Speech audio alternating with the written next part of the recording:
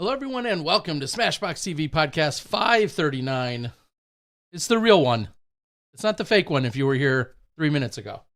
Yeah, we accidentally, something happened. We went. Let's it's on me. The word we. It's on me, but we were live. Yes. And we were just getting Parker Welk ready. The funny part is we were talking about where everyone else is going, besides the news from Parker that we're going to talk about in a minute.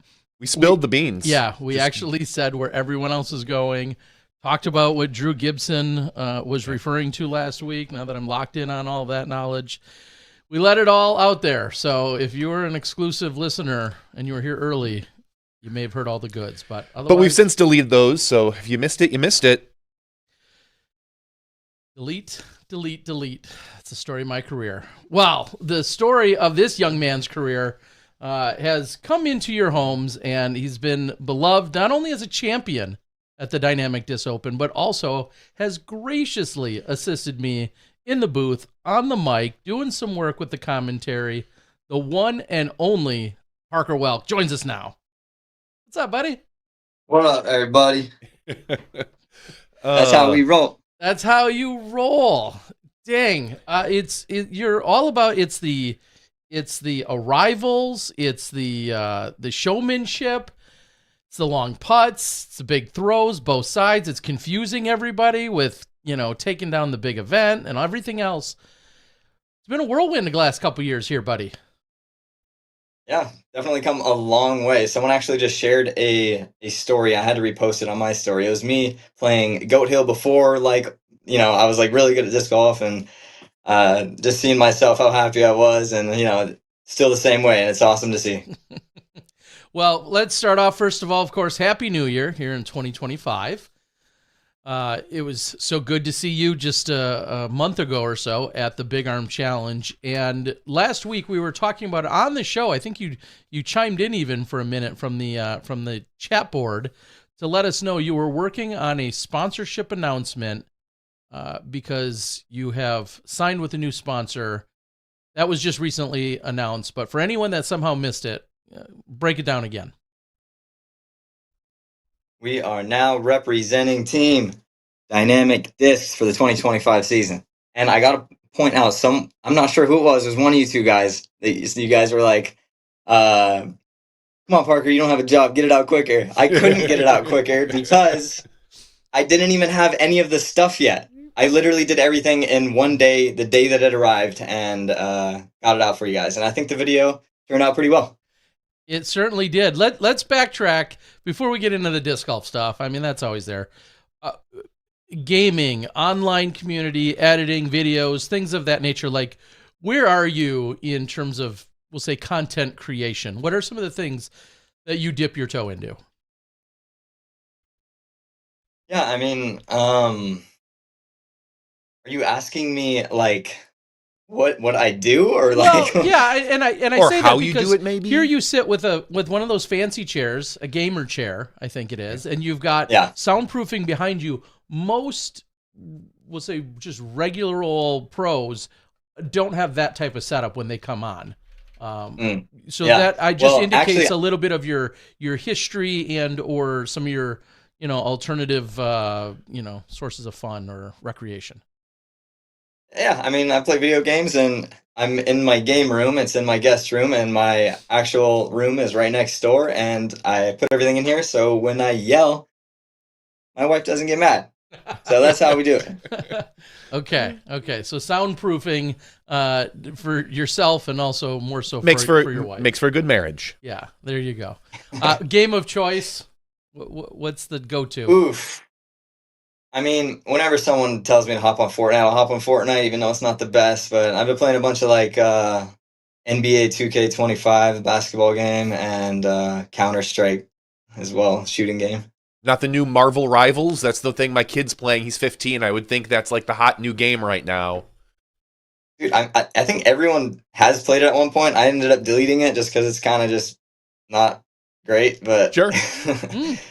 Yeah. Mid, as the kids would say. Are you too old to say mid? No one's too old to say mid.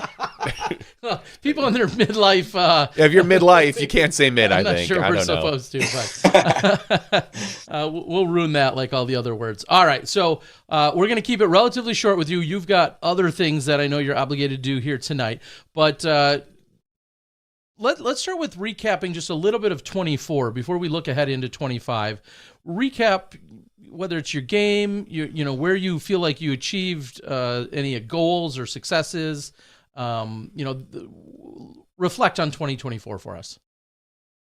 Yeah, 2024 was probably one of the craziest years of my entire life. There was so much that happened, a lot of it negative, and we persevered through it, and we're still chugging on. So it's I'm really happy with how I just kind of handled myself throughout the year, with my car being stolen, with getting hit by a tick and not knowing what was going to be next for me. And this whole off-season contract negotiations was just kind of wild. I wasn't even sure if I was going to be playing next year, and the same thing with a lot of other people are probably thinking. But happy to be here and ready to fire away in 2025. So health-wise, with the tick, how are you? Everything good? Yeah, I seem to be doing a ton better. I really don't see anything that's going to be stopping me in 2025. There was something with my finger, and it was kind of stopping me throwing forehands. That happened at USDGC. I was in so much pain throwing forehand, and the Lyme disease attacks joints. So with Ricky, it was like his knees. With me, it could have also been some sort of overuse that had to do with it too. But my finger was just not in a good spot. So I've been throwing a ton of backhands, really learning about my game with backhands, creating new angles, and but now the forehand's ready to go. So I'm ready to bust that out and get her going. And with getting the tick, or with having the tick, that ultimately, transitioned into actual Lyme disease for you, correct? Was that the? Yes. Any words of advice? Going through what you've gone through so far, is there anything that you would share with not just the disc golf community, but the community at large in terms of your experience? Oh, man. With regard to that specifically, I guess. I mean, I don't really have anything positive to say about it. It was miserable going through it. But getting through it is the best part, and being done with like the original medication that they put you on, because that stuff is the worst thing you could possibly take. It is terrible. But just getting through it, and playing disc golf it is such a positive thing that you can do, and not being able to play it would be terrible. And I'm so happy that I am blessed enough to where, it's not attacking me like it attacked Ricky or anyone else that had it that way. So I'm truly, truly thankful for that. Well, speaking of being able to play it, in reference to the idea that your car was then stolen, your bag stolen with it, I remember seeing your post from that, and I think you said you borrowed a couple discs from someone. You went out and played with like 4 discs or something of that nature. And there, done that. And had, if I recall, a pretty decent round, all things considering. Yeah. But there was even then more follow-up to that, because your car was at one point found, right? Give everyone the cliff notes there. Yeah, car played a round of disc golf at the Kansas City Wide Open on lead card, cameras rolling. I'm about to go to bed, and then my homie comes in the room. He's like, "Dude, your car just got stolen." I'm like, "What?" So I didn't believe him, of course. Car's gone. Everything's gone. Wake up the next day, head to the course early. Everyone, the disc golf community, just grabbed a bunch of discs for me to throw. Threw a bunch of discs that just I'm never thrown before, and just got through it. And I think I only ended up losing the tournament by like 3 strokes maybe to Drew Gibson. And but valiant effort. And then car got stolen, or we found the car the next day, or the police found it, towed it to the police thing, whatever. And then I took it to the shop, and it stayed in the shop for way too long. It was crazy. I was in a rental car. I was in a Jeep. It was a kind of a sick one though. It was a 2024, I believe. So it was pretty sweet. But I didn't have anything, and so I was ending up just driving literally everywhere. Kentucky to Kansas City, back to Peoria, Illinois. Like it was so bad driving everywhere. Ended up getting the car fixed, and when we still have it to this day. So I'm taking that rig back out on tour with me next year. All right. I mean, at least you're putting miles on somebody else's, car or rental. I guess all things considered, you'd rather had out your own stuff, but your bag in all of that, your bag was not retrieved, was it? Or no, it was all intact, wasn't it? No, the bag was in another person's stolen Kia's car. It is the most crazy thing. I don't know how that happens, but it's a group of kids that come and steal cars. I'm assuming it was the Kia boys. And so they just steal like 5 cars at a time in a night, and they just swapped stuff. They just it was just my disc golf bag though. It was crazy. Into that car, and we ended up calling him like, "Hey, dude, there's a bunch of trash in the road. You want to come take a look at it?" This number was on a piece of paper, and he said no. But he ended up calling me saying that there's like some frisbees. I think he was a disc golfer actually, and there was some frisbees in his car. So I ended up getting that back. Wild, crazy story again. A little more seasoned. Those discs, all now behind you, and coincidentally, you probably don't need any of those discs as we speak now, because sponsorship. Dynamic discs. Let's start with maybe the first question, which is, how did you part ways with DGA? Was that something they were doing? Was that something you were doing?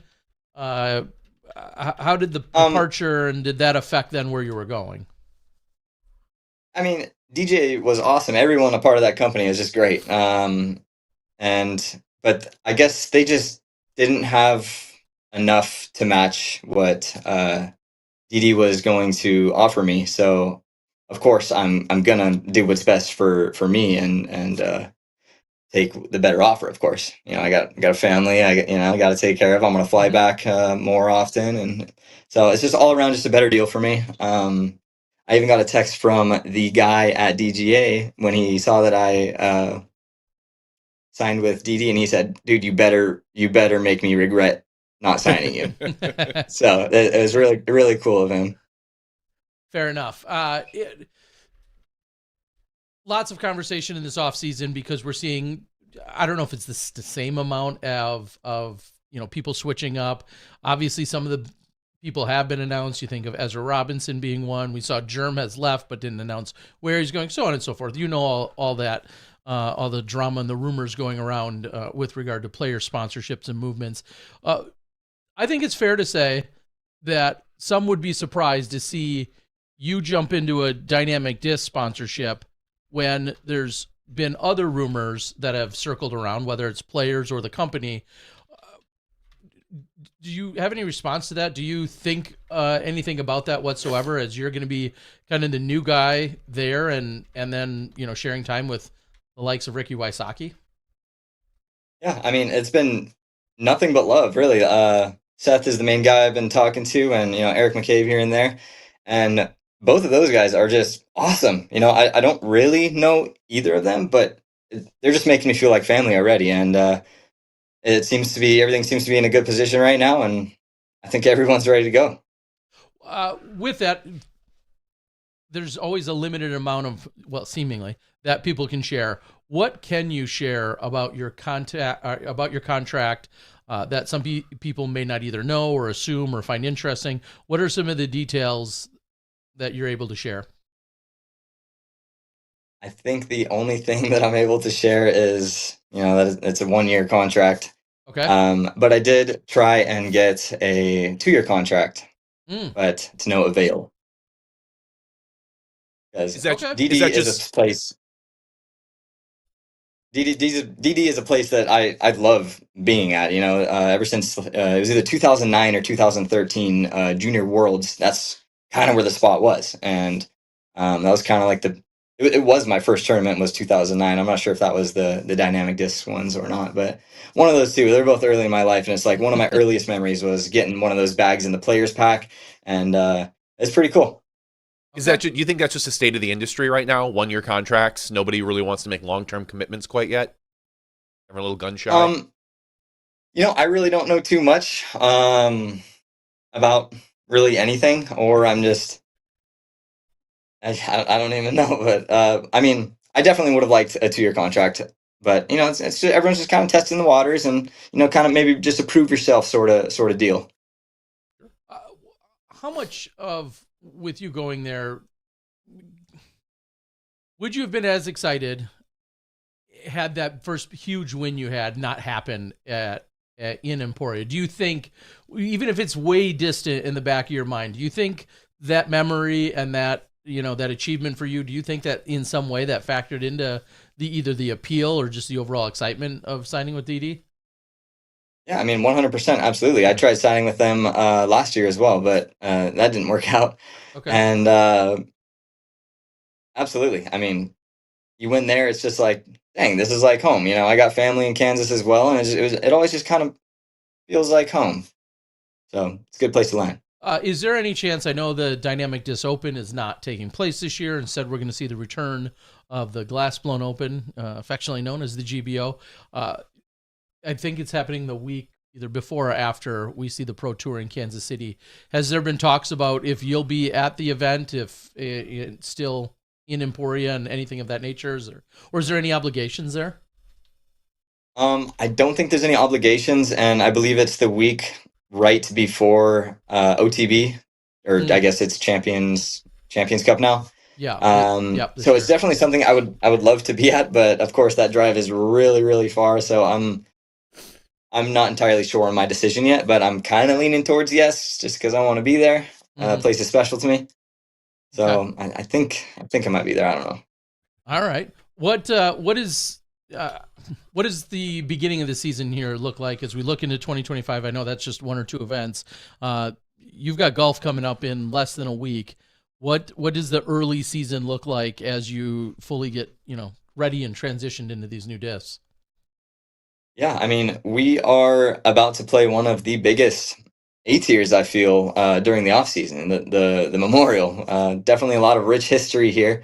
And I've been just playing disc golf literally every day, trying to dial in these discs to the best of my capabilities, just so I can go out there and give it my best shot to win the tournament. Because now these are my home courses, and I feel really comfortable on them. So I'm gonna give it my all to win. Come on, he sounds like an overachiever. I'm gonna roll out of the plane on Wednesday, and maybe I'll get a few putts in. Maybe a throw or two if I'm lucky. I'm gonna start playing on Thursday. Come on. And nobody's gonna be shocked when he beats you by 32 strokes on around.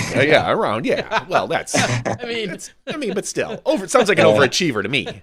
I'm just saying. Normally I don't ask this question because most of the time I don't really care. But you are obviously with a brand new team and a brand new bag. So what currently does that mean you're leaning into? And some of the go-tos that have stood out for you that you feel like, are really resonating with you right now? Yeah, I mean, for drivers, I'm completely stuck in between trying to find if I like the Defender or the General more. Okay. Both really good drivers. One of them was just maybe a tad faster. But my putters are already dialed in. I'm using the EMAC Judges. Okay. The micro bead ones, and loving it. And I don't know if it's EMAC Truth or just a regular Truth, but one of the best mid ranges ever. It's insane. Yeah. Yeah. If it's one thing that DD has in ample supply, it's different types of putters. Honestly, like they've got so many different molds and styles that I feel like any player could find something that matches up with what they like to putt with. And I don't want to get too far ahead of ourselves, and maybe this is a mid-season thing or not, but is there signature disc or tour series disc, fundraiser disc? Like, what's kind of are there other ways that are supporting you in terms of the sponsorship? Yeah, of course. I'll be getting a tour series disc. I still got to figure out what I want. So I'm definitely exploring my options, throwing all the discs, but I'm kind of liking the Truth, but they might change. Okay. Yeah. I think EMAC would like that. I think he probably gets a royalty on every Truth, even if it adds your name. Yeah, he'd probably like that as well. So that would make perfect sense. Is there anything so far that has, we'll say, stuck out to you and like, wow, I really don't feel like I had this disc or this shape or this particular shot or flight path? Has there been anything out of the ordinary for you where you're like, oh, wow, I have this now, or I found this? Yes. It's going to be the Justice. There wasn't really anything like that in the DGA lineup, just a super overstable mid-range. The Quake was probably the closest thing, but that was honestly pretty straight in comparison to it. So that's something that I'm really liking. And then how does, whether it's your contract or just even a personal preference, how does it line up with you and the discs that you're able to throw? Everyone always asks, because when you're under the House of Discs umbrella, and who you're sponsored by, so on and so forth, and we use the Trilogy, name unofficially out there. What are you allowed to throw or not allowed to throw? Yeah, I mean, I do believe I am able to throw Trilogy, but I'm going to try my very best to keep everything under the Dynamic Discs house. So, yeah, I mean, I've kind of just been working with those discs for now, and if I need to find something else, I'll probably go to Latitude and West Side and see if something fits there. I think everyone at home is wondering, can you confirm or deny with regard to your contract? Are you making more than Ricky Wysocki this year? What? I'm just wondering if they've given you a bigger contract than Rick for the year. That is absurd. Okay. I'm not doing my job if I don't ask these tough questions. They were gonna bring him into Emporia on a submarine. He made so much money. Yeah, okay. Not a helicopter, but the submarine. No, I'm not worth $1 million. Not worth $1 million just yet. Okay. Oh, okay. Future, come on. maybe. Depends who you ask. Now, some of my favorite conversations and times have been in the last few years have been out at Rick's, where lots of our pros hang out come off season or whatever. And in your case, you already live in that area. What have the conversations been like with Rick, knowing obviously the DD representation, and then really just an entire garage full of dynamic discs, along with a couple shops full of DD product? Mm-hmm. What have the conversations been like with him, if any? Yeah, I mean, I've actually been hanging out with him a bunch lately. We went to Topgolf recently, and he whooped on me. Yeah, but he beats me every time we play disc golf too. It's crazy how good and consistent he is, even when he doesn't play. It is completely insane. Mm-hmm. But we've been. He was generous. Right when I started talking to DD, I asked him like, "Yo, dude, is there any discs I can borrow?" And he instantly just gave me like a giant bag full just to test him out, go do field work, and ended up liking the disc. So it's easy. It's easy out here with everything going on.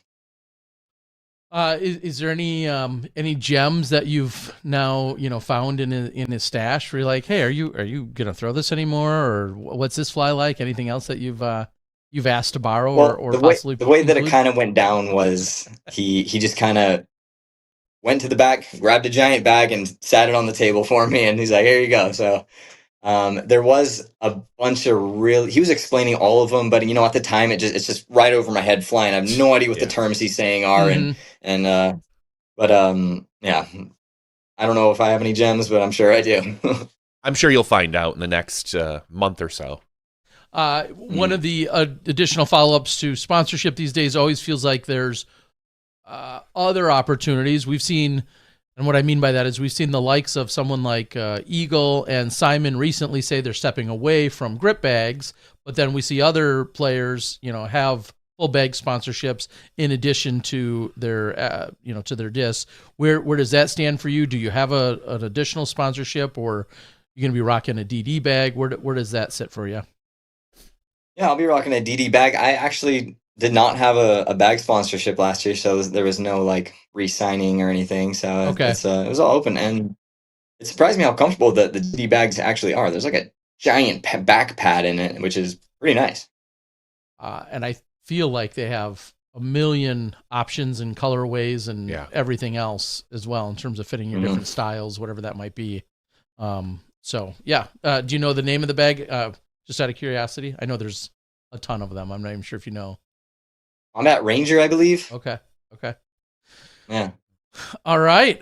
Well, I know you got a lot of things going on. Is there anything else you want to share with us that we didn't touch on tonight in terms of the news or in terms of your season or anything else that you want to share? I can share a new sponsorship that I have not actually signed yet, but it's going to happen. Okay. A big one. Parker Welk on team Another Round. Nice. 2025. Oh, fantastic. All right. Well, congratulations. And if they weren't going to sign you for sure, now I feel like there's a lot of pressure that they better do it. Now there's no going back now. You've announced it. Another Round, we'll touch on that for a sec. They are putting up different stores all over the place, aren't they? Like, which? Yeah, that's crazy. How do you find yourself aligning 15, with them? Oh, Joseph, he's the guy. He's so awesome. He is incredibly generous, incredibly nice. My first time meeting him, he actually just came up to me, gave me a giant hug, and I'm like, okay, this guy's like cool, all right. And it was mid-round at Worlds when he came up to me, so it was pretty cool. Okay, really cool guy. So you like the friendly types? I'm down with that. Yeah, Terry's a friendly type. Good. Yeah. Okay, so maybe one of the final questions, because I really haven't thought this far ahead. It's a whole week away. What do you think should be the plan come Memorial in terms of commentary? Is that something that would maybe even interest you? Does that create too much drama when you're playing well or you're not, and then you got to do commentary late at night? Let's workshop a little this. What are some initial thoughts? And I know I'm hitting you out of nowhere with this right now, but any initial thoughts, or maybe someone else you suggest that I should make sure to tap into? I'm just a chill guy, bro. I'll do your commentary if you want me to do your commentary.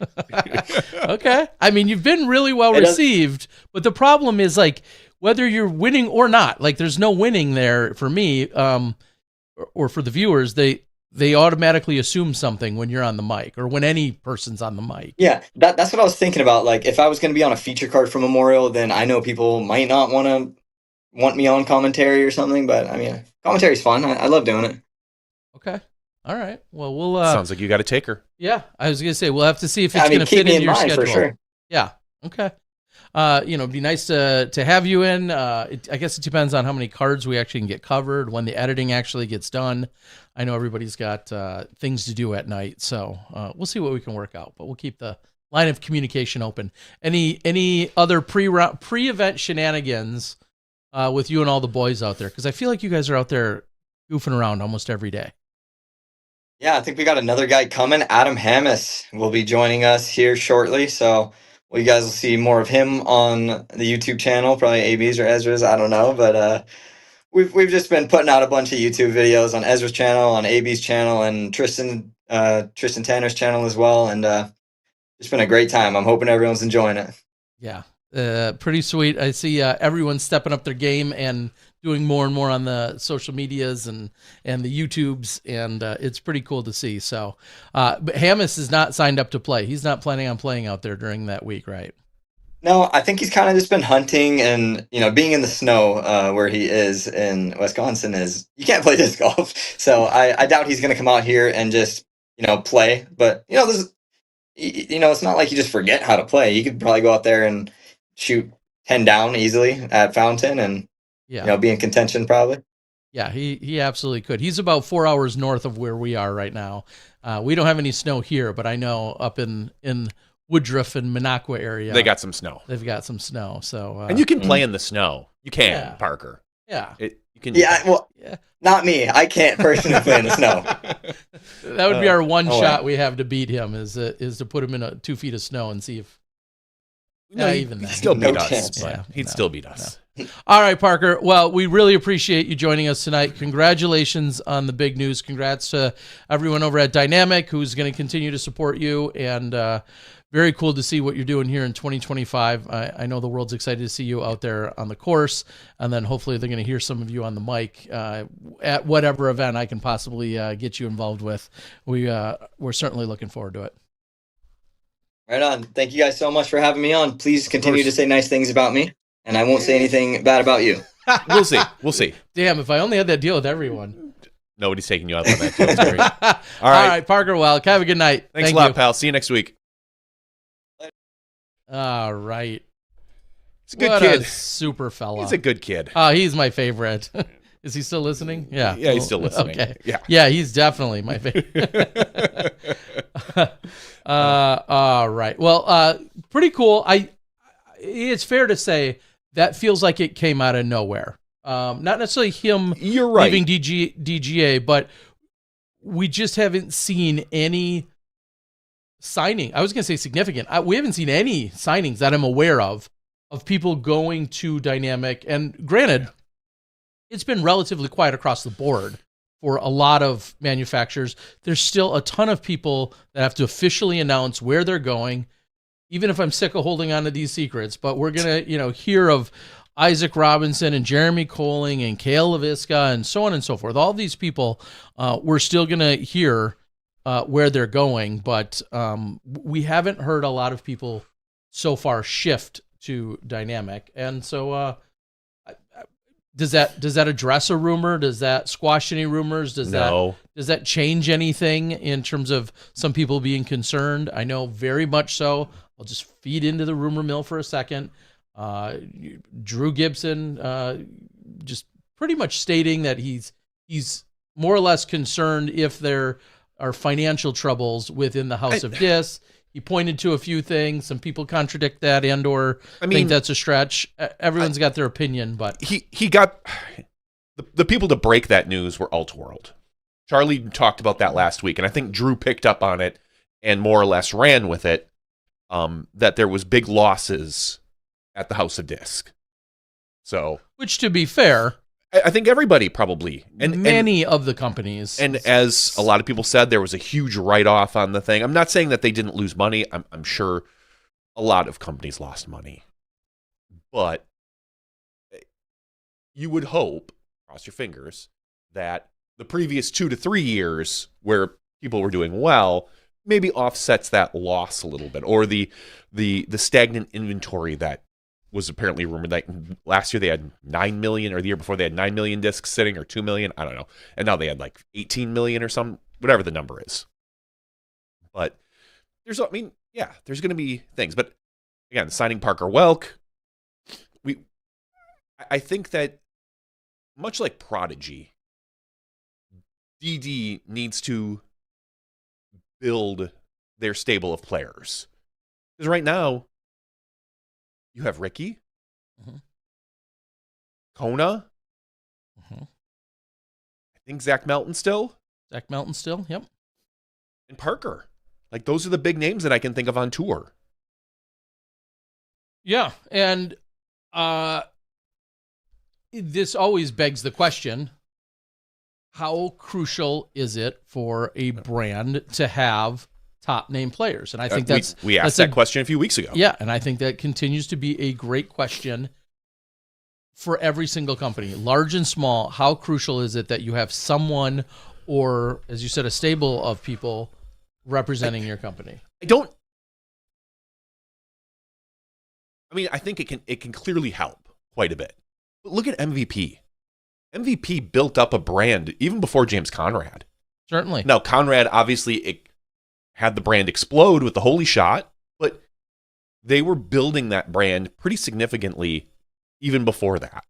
So I think it can clearly be done. It takes a long time. It takes a lot of trust in the community. It takes a company that really cares about the community and shows it. And I think DD can get there. They've gone through some bumps in the road with CEOs. Or was it Dave, the CEO that was here and gone in a year?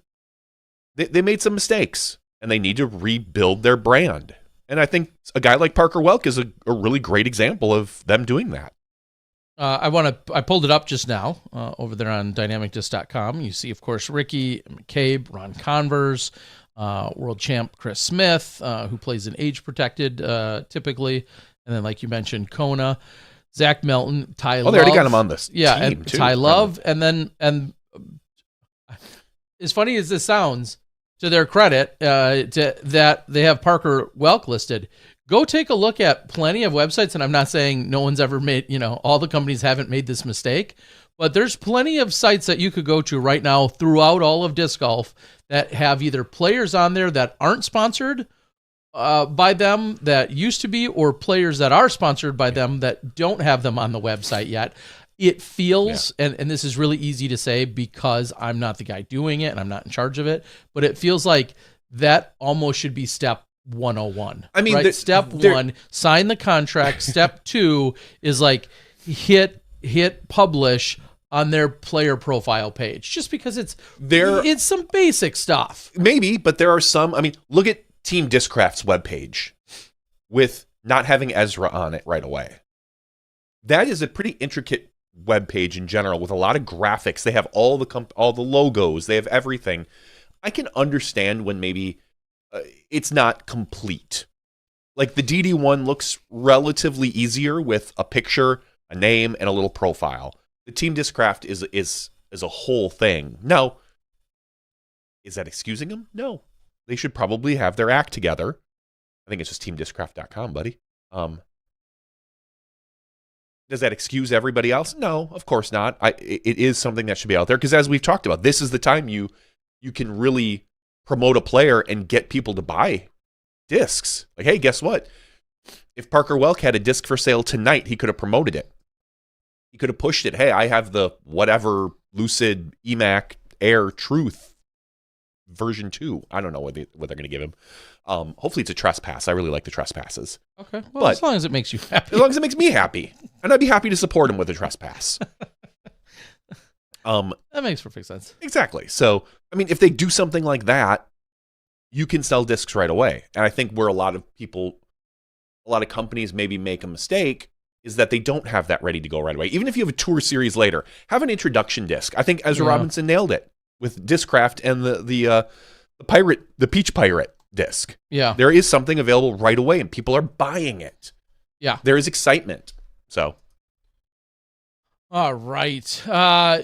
We will talk a little bit about some, we'll say the stats and anything else that breaks down in terms of PDJ news and everything else. I know we're going to have some of that. We're also in a moment going to be able to line up our guest, our next guest. Yeah, believe it or not, after having Tyler last week, I should say, we went here, let me show you. Okay. Yeah. After having Tyler last week, we felt like we're going to have to make up for it by having multiple guests this week. Well, yeah. That somehow that's a little bit of a thank you or a we're sorry. Yes, exactly. It's an apology, something like that. But nonetheless, we'll break down some more stuff for you guys as we're taking a look. Hopefully, everyone's staying safe out there. I'm also seeing that the weather continues to rip through the United States. Yeah, the center of our country got hit really bad. Everything from Kansas City all the way straight over through Kentucky to, I believe, like South Carolina. They all kind of got hit with something. It's like a polar vortex thing. It's cold in places. Yeah, well, I turned up the heat down here for us, though, Tear Bear. Well, that's why it's feeling so warm. Is it almost feels like we're in like Florida or. Well, we're both also wearing sweatshirts or Georgia. No, wait. That's where all the hot action is going to take place. Our next guest, I think this is his first time ever on the show, and I know he's doing a ton of work. He's teams up with a couple other guys. I've been down there. I've seen it with my own two eyes. We've seen Silver Series. We've seen A-Tiers, countless other tournaments taking place out of Tallahassee, and now a little expansion beyond that. We're going to welcome to the show Griff for the first time. Marshall, how you doing? Good, Terry and John. Thanks for having me on. I appreciate it. Of course, we appreciate it. Thanks for taking your time. Yeah, first, we'll get it out of the way. You and I spoke briefly this afternoon. We've been talking about some things that you have in the works, and you very graciously adapted your schedule to be able to join us on short notice. So first of all, we appreciate that. Let's start with the basics, which is when I think of my time in the last few years to be in Tallahassee, I think of the Pro Tour, silver event. I think of other events that you guys have been doing. How do you fit into the scheme? How do you fit into the role? What's your role, and how do you fit into it all down there in the Tallahassee area?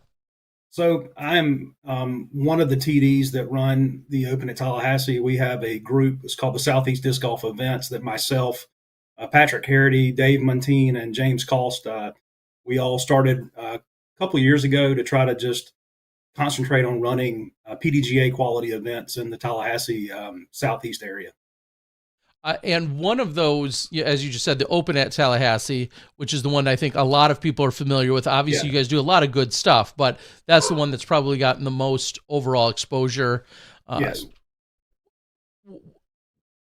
Tom Brown is a park that is, when I finally got to it, like the light bulb went off. Like, oh yeah, this is what people have been talking about. Give us a little history on that park in particular and what it's kind of meant to the disc golf community. So Tom Brown has been around now for 20 plus years, if I'm not mistaken.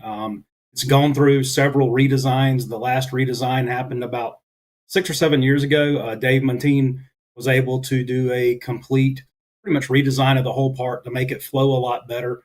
It does have 24 holes, a lot of challenging up and down, elevation, which a lot of people, when you think Florida, they think Gainesville or Orlando or South Florida, but there is a lot of elevation change that happens in Tom Brown. So with the redesign that Dave did, it really brought in the beauty that is that park also. It's beautiful landscape. So it's funny that you say it, because you're exactly right. When you think of Florida, often the only time elevation gets mentioned is playing over at Olympus, and we talk about throw down the mountain. But in Tallahassee, for that particular course, that actually has some subtle terrain to it that we don't find in a lot of other places. So you guys definitely take advantage of it. What has been like the driving force behind getting bigger and hosting bigger and bigger events to maybe get on the Pro Tour, or just to satisfy the area? What's been that driving force or reasoning behind having big reputable events?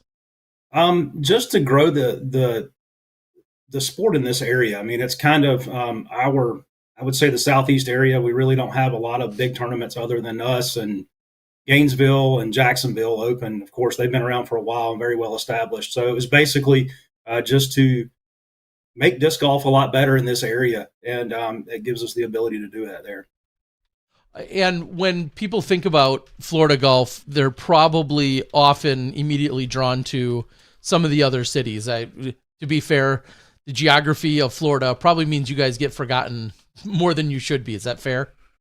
Yeah, for the most part. Yeah, I mean, we're kind of out of sight, out of mind, I guess. I mean, especially, we were on part of the Pro Tour a couple of years ago with the Silver Series, and that kind of, really, I think that kind of helped us. I mean, more people have been aware of, there is Tom Brown up there, and there is the Open at Tallahassee, and that's something that maybe we should put on our radar, which is what we've tried to do by putting it at the first of the year to kind of be one of the larger A tiers that start off the pro season before they go to the Disc Golf Pro Tour events.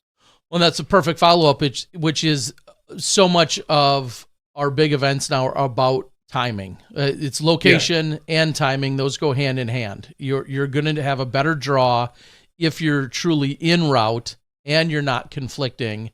So is this the spot where you guys are most comfortable, where you've landed on and so far found the most success? Is right here I think so. The early part of the season? Yeah, for the most part, I believe so. Yeah, we had tried 1 year in October, wasn't the best. Anything in this area from August to November, if you're not Florida State football or FAMU football, you're you're forgotten, and they don't want to see you doing anything in this area around that time. So putting us at the first of the year, we kind of have found that that's kind of a sweet spot. I'm really just trying to help out a lot of the touring pros that want to come through the area, maybe grab some quick cash, because we do have 10,000 added cash for Tallahassee. So we try to sweeten the pot for them to maybe give them an opportunity to put a little cash in their pocket before they hit the road.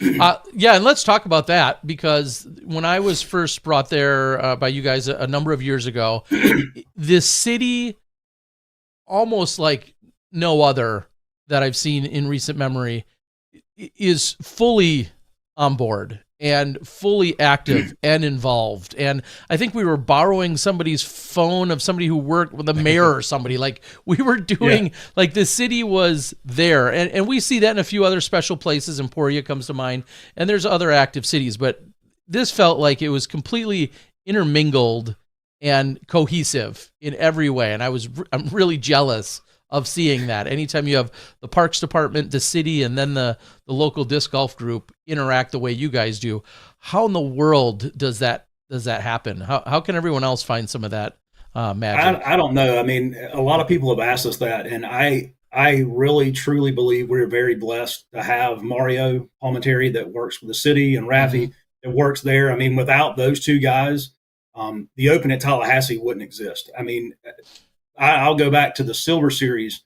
Myself and Rafi spent probably 3 weeks every night working 4 to 6 hours every night. I mean, without them, I don't know how it would happen. I mean, they are the major cog in the wheels that make it run. Yeah, I mean, and yeah, then go ahead. Sorry. Yeah, no, I'm just saying that I don't know how to say it even more of how grateful we are, because I don't know how other tournaments run without having those people to help out. Well, and then, I mean, to use the cliche, they put their money where their mouth is on top of it, and it always feels like they step up in a tourism and grant and or, you know, some form of funding to financially support what you guys have going on. In addition to the labor and the manpower and the other resources, they step up in a financial way, don't they?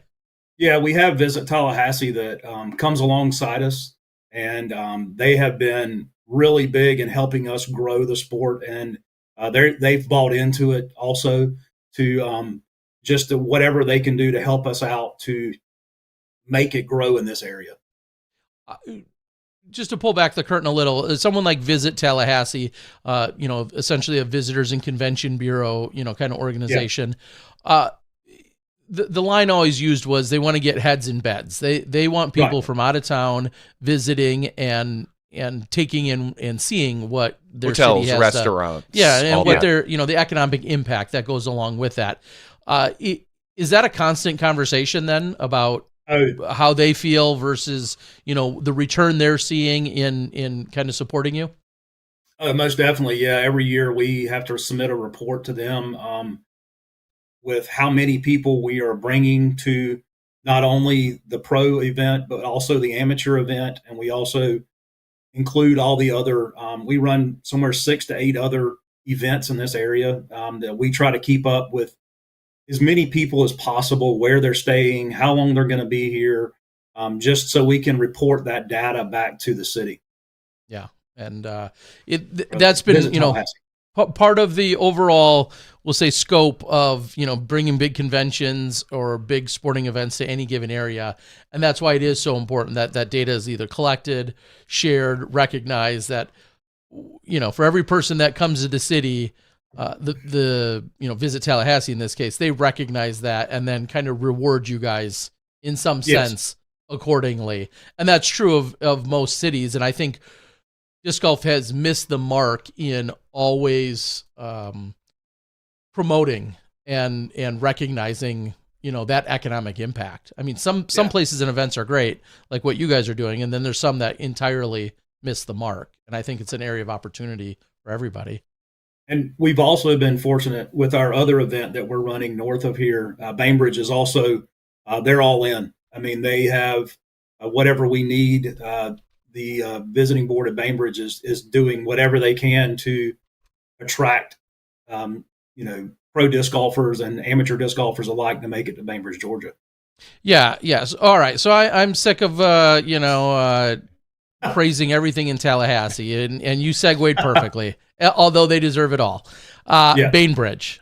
I love it when someone comes to me and gives me a full sale on or sell on a course or property. And we see it all the time. You think of the hype we've seen around the Dylan and Paul property, you know, down in Arkansas or Mississippi. It does feel like every year there's a new course that people are like, they have Eagles Crossing or Cactus Rock. Yeah, Cactus Rock, exactly. Those types of places that everyone talks about.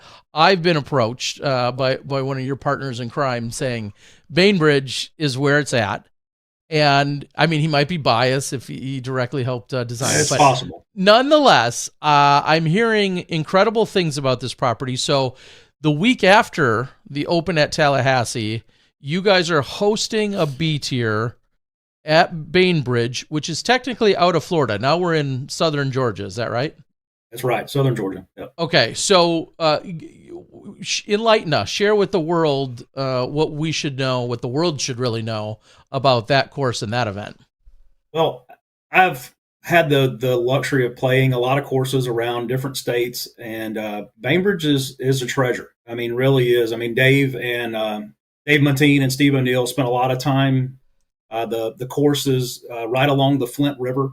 So your first hole, you're throwing over part of the Flint River. Your hole 2, you're running alongside the Flint River. Then it just meanders around the park. It's about a 500-acre park. that we have some walking paths that walk in it, but for the most part, the area that we have disc golf in is 100% dedicated to disc golf. So the city really, they had a plan. I want to say it was 5 or 6 years ago that this started, and they reached out to Dave, and they gave him basically a blank sheet, and away he went to work this course. I mean, it's really, it doesn't have the elevation that Tom Brown has, but I don't think it needs it. I mean, you're playing in amongst a bunch of old growth pines. So, I mean, you really have some really tough shots. You're really having to shape your shots on a lot of them. A couple of very tough holes, 9 and 18. They might be two of the hardest par fives I've ever played. 18 is really going to be probably the hardest par five that a lot of guys and girls will ever play. Okay, so following that up, before I do the math, I was just going to say, how far north? We're under an hour from Tallahassee, from Tom Brown up to this course. Are we just under an hour or so? Just under an hour, yeah. I mean, I want to say it's about 45 minutes. Dave's driven it pretty often because he lives right by Tom Brown and has driven up there several times. But I want to say it's 45 minutes, which it's easy to do. You're straight up Highway 27, takes you straight to the course. I mean, you're pretty much there. And everything you just said about the course, is there a course the rest of the world may or may not kind of somewhat relate it to, or does it give you, remind you of any other particular properties?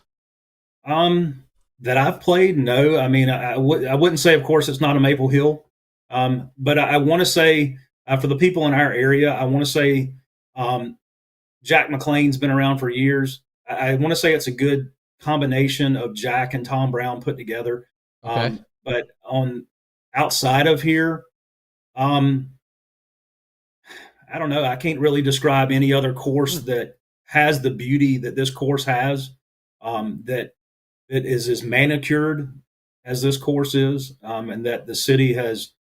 I mean, even if as much as Tallahassee does, I want to say Bainbridge is probably 3 or 4 times more. I mean, Steve O'Neill, if Dave or Patrick makes a call to him, he's out there to make sure that the issues are taken care of or made better, whatever he can do.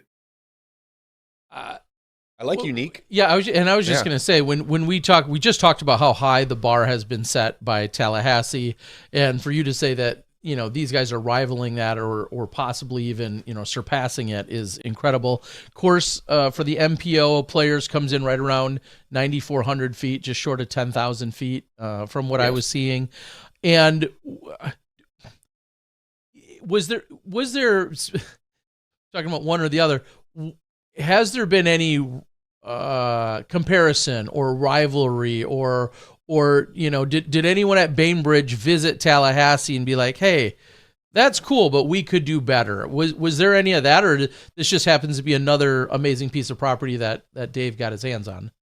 I think it's just another piece. I mean, Steve wanted to have, when he's the guy over the stuff in the city, I think he just wanted to have a destination course. And when he got Dave alongside, that was what Dave's, thing was, hey, you want people to show up to this course and say, hey, I want to come back. I want to be back again. I don't want to just say, this was a good course, but I'm never coming back. And that's what we've seen a lot of people that have played it, and they're all coming back. And we do have, one of the nice things about this course that Dave was able to do is it does have an MPO specific layout that's up every day. Okay. So that's another added advantage to this course. Did I see Mach X baskets? Is that what's installed? So there's Mach X baskets, and there's also veteran baskets that stay up all the time, except for one hole. Hole 16, we all share the same basket. That's probably one of the trademark holes that Steve really wanted. It's elevated. It sits up on a large rock ledge, and the basket sits up in the middle. So it's a pretty cool looking hole. Very cool. Excellent. And then, you talk about getting players there, and we talked about the schedule and how tough that can be. Your early season, which if you're on that side of the country, makes perfect sense. Obviously, there's a lot of action out in, California and Texas and Arizona, some of which my channel's been covering as well for the last few years. But this is a B tier this year, simply because you don't have the history yet at that particular course. And did I see 15,000 added? Yes, you did. That's ridiculous. Yeah, we're a B tier with 15K. I did my best. I sold it as best as I could to Big Dog, and he just said no. That wasn't going to happen for the PDGA. He said I really need to have at least 3 B tiers at this course before we will go forward. And I'm like, okay, I understand. No problem. But yeah, we were hoping, by putting up 15K added cash, that we could really entice some of the pros, whether they are MPO, FPO, or masters, to make their way to Bainbridge to get in some of the early money. And right now, I mean, we're looking at, we only have 47 people signed up and 130 spots. So you do the math right now. I mean, there's going to be some folks that get paid out pretty well. And I'm sure they'd like to share that money. And we'd like to have more people come on down and sign up. Yeah, and I'm looking at it right now. In fact, I think I can quickly put it in the chat. Here is the current registration. Which I'm sure all the players out there that are already registered really love that, Terry. Yeah, like quiet. No, but looking at it right now, and of course, there's plenty of, plenty of the people are doubling up so far that we've seen that are in Tallahassee the weekend before. Like you said, less than an hour north. You're at this event, which sounds to be an amazing course with more added money. And there's free camping. I mean, we actually have camping with a bathhouse there that's right in the middle of the course. It's on holes 8 and 9. So, I mean, if you sign up now and you tell us, hey, we're going to reserve a spot for you. That's got power and water hookup. Doesn't have sewer, but it's got a spot to drop your sewer there on the campground. It's got a bathhouse. There's also another bathhouse that the city is opening. It's in a house that's right by hole 1 that they're going to open up for the players to use while they're there for free. And there's also another strip of camping right by hole 1 also. So, I mean, there's a lot of amenities that this course has that other places don't. Yeah. Well, I hope the word gets out there, and I know the current registrations maybe don't love it, but I do hope the word gets out there. Not only that insane added cash, but then, like you said, talking about how good the course is. I'm excited to see that. Right now, if I just do a quick search on, or a sort, I should say, on our MPO players, for instance, by rating, we see registered as Nathan Queen at 1026, Jake Mon, 1022, Albert Tom at 1019, who's also playing in Tallahassee the weekend before, Clay Edwards, Caleb Skinner, and so on and so forth. So that's what we're seeing right now. And then on the FPO side, sorted by rating, we see Rebecca Cox, Sarah Holcomb, Lauren Butler, and Alexis Kerman. So, and then actually right now your MP40 field is larger than your MPO field. 17 players, including the likes of Scott Conway, Dutch Napier, aka Batman, Matt Dollar, and so forth. So, I don't know. I can't be there. My channel will be there. We're obviously incredibly honored and flattered to be part of the event in some capacity, but I don't know how more people aren't waking up to realizing that there's 15K on the line. Do you feel like it's just literally that A tier distinction that maybe they overlook it and they're like, they just don't know? I do. I think that's the big thing is most of the guys and girls that are going around and playing major disc golf, they're looking for A tiers because I want to say that some of their contracts, they get kickbacks from playing A tier events. And when I mentioned that to Big Dog, I'm like, hey, this is going to hurt us. And he's like, oh, no, you'll still fill up no matter what. And I'm like, I don't think we will. I think we're going to have some issues because we're not A tiers. And we also, unfortunately, we're on the same weekend as Tyler Parker's event, Team Figgins, the Figgins 5.0. They're doing an A tier down there. And I mean, I can't blame folks for going to play the A tier if that's what they need to do. But we are running this event just like an A tier. It's going to be a B tier. It's going to be 3 days, of course, tee times and everything. Just like you were coming to the Open at Tallahassee, you'll just be coming to Bainbridge. Yeah. Well, same B tier with A tier quality. I was just going to say, I think it's worth making sure that everybody knows that to not, yes, there is a distinction there, and I get that, and I know there's sponsorship obligations and considerations. However, this B tier very well may pay larger than some of the A tiers you go to this year. Most definitely. Well, I mean, with the added sponsorship bonus probably too. Exactly. Yeah. I mean, nothing against Tyler. I mean, and the Figgins down there. I mean, yeah, they're 3,000 added cash to our 15. I mean, that's a big difference, especially when you're not even looking at 50 people in it so far. Yeah. I mean, I don't think we have to rip on any college to know that math still checks out in your favor. I don't know which college we got to rip on to get there, but anyway, Florida State. Florida State probably, yeah. I mean, let's not go by football scores. Exactly. Yeah, we can't break 21. So is there anything else? I know this is kind of turned into a sales pitch, which is fine because it does sound so incredible. But is there anything else the world should know about this particular B tier that's going to be taking place? No, I mean, I just would really encourage everybody to take a look at it, come down and play it. I truly believe that if you play the course once, you'll want to come back. I mean, we haven't had a lot of FPO women come down to play it that I'm aware of, but every one of the MPO players that I know that have played it, even age protected guys that have played it, I mean, they come back more and more each time. I mean, just because it is a challenging layout. And there's going to be a few changes. Also, Dave has, of course, there'll be a few for the MPO and the MP40 that they'll have some different pads that aren't your everyday pad. We do have one shot that Dave designed that's hole 14 that the pro pad looks out across a pond. And if you throw 450, it's a par 4. You can park the basket and have an eagle. If you don't, you won't have your disc anymore because that's the water. I don't know who would want to swim in it, but it's like a straight drop off to about 20 or 30 foot, and you'll never see your disc again. But there's shots like that. I mean, there's a lot of shots that you're going to have to pull out your mid-range and go mid-range, and then birdie. You're not going to be able to pull out the driver because if you do, the woods are unforgiving. Once you're off the fairway, I mean, best of luck to you. I mean, you may not find your disc. Well, that was going to be my next question is, in basically a sentence or so, how would you summarize the course and the actual play of it? You know, extremely wooded, tightly wooded, moderately wooded. You know, what are some of the things you'd say there? I'm going to say for the most part, it's moderately wooded, tight. That you're going to have to hit your gaps. If you can hit your gaps in disc golf with your throws, you will score well. If you don't, you won't score very well, and you'll be punished greatly. Okay. I mean, it seems unfair.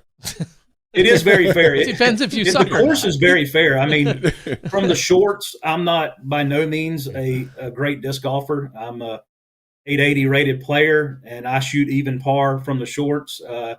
Patrick and Dave, on the other hand, they shoot a lot better, and I mean they're but it is a fair course. But if you're throwing correctly, the only hole that's going to get you is 18. I mean, I've known many a person that's made it 18 under par and left over. Okay, me included. Okay, so 18 can eat your lunch. Yeah, it can eat your lunch, but it's a beautiful course. I mean, I really think once you play it, it's a destination that you'll want to come back. Of course, only by description, and then maybe this is a stereotype, but knowing or thinking of Georgia, South Carolina area, does any of like the IDGC, the IDGC courses, is there any semblance there? Maybe whether it's the Steady Ed or somewhat, yeah. I think you could probably with Jackson the way it was without the hills. It does not have the elevation that IDGC has. I wish it did. Sure. But it doesn't. But it's got the probably tighter, I would almost say, a lot tighter than what IDGC was. Okay. There does have a few shots that you have some room to air it out, but for the rest of the holes, you're hitting your gaps.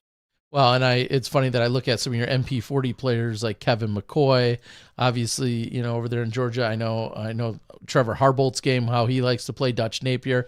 Matt Dollar from down in there. Yeah, it should be really exciting. Scott Conway, your highest rated MP40 player there as well, clearly has no problem in the woods, as he proved earlier this You're going to year. see some local guys that play really well in the MP60 when you have Layman Gray and Layman and Mike Paulette. I mean, that's going to be they're going to battle it out because they both play this course very well. So, okay, that's awesome. Hopes or aspirations or concerns even of a Pro Tour stop or series, any other series getting there? I see you're also connected under the Disc Golf Masters Tour. You know, what's kind of maybe a 5-year goal or aspiration, if any? Our goal is to keep doing what we're doing. Really, I don't believe with the way the Disc Golf Pro Tour is going, we won't ever have the money to really meet the added cash, and that's fine. We're fine with that. We did our one-time stop, made it an opportunity to run, and I thank Jeff Spring for allowing us the opportunity that he did to be a part of it. I wish we could have continued it, but that's just what it is. But now we have fully settled in that we will run the best 2 events to start the Pro Tour season and try to get the pros an opportunity to cash. That is our goal, is to run the best 2 events to start the year as possible. Good warm-up. It is. Yeah. And I can appreciate the heck out of what you just said, because there is this seemingly this pinnacle achievement of getting on the Pro Tour, and for the crazy people and clubs that have those resources and that vigor and everything else that goes along with it, like, God bless them, obviously, but there is nothing wrong with just running a damn good event that is run well, that people enjoy attending on a great course with really good payout. I kind of think that's going to be ultimately the future. We're gonna have our Pro Tour stops, and they're gonna always be needed. But I love where you talk about positioning yourself, because I think those are also going to be so crucial. I can tell you that when we didn't have the Pro Tour the next year, the stress relief that was off of all of our group. I mean, we really didn't understand the year before how stressed out we were. And I mean, it took the stress off, but it also gave us a better ability to run the best event that we can.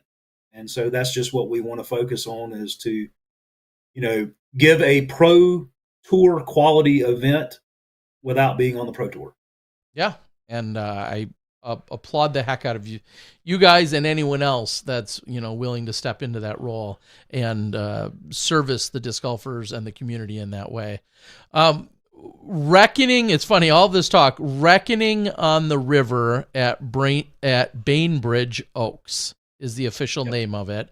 Yes. I keep saying Bainbridge. I know that's the city, but Reckoning on the River at Bainbridge Oaks. PDJ B tier.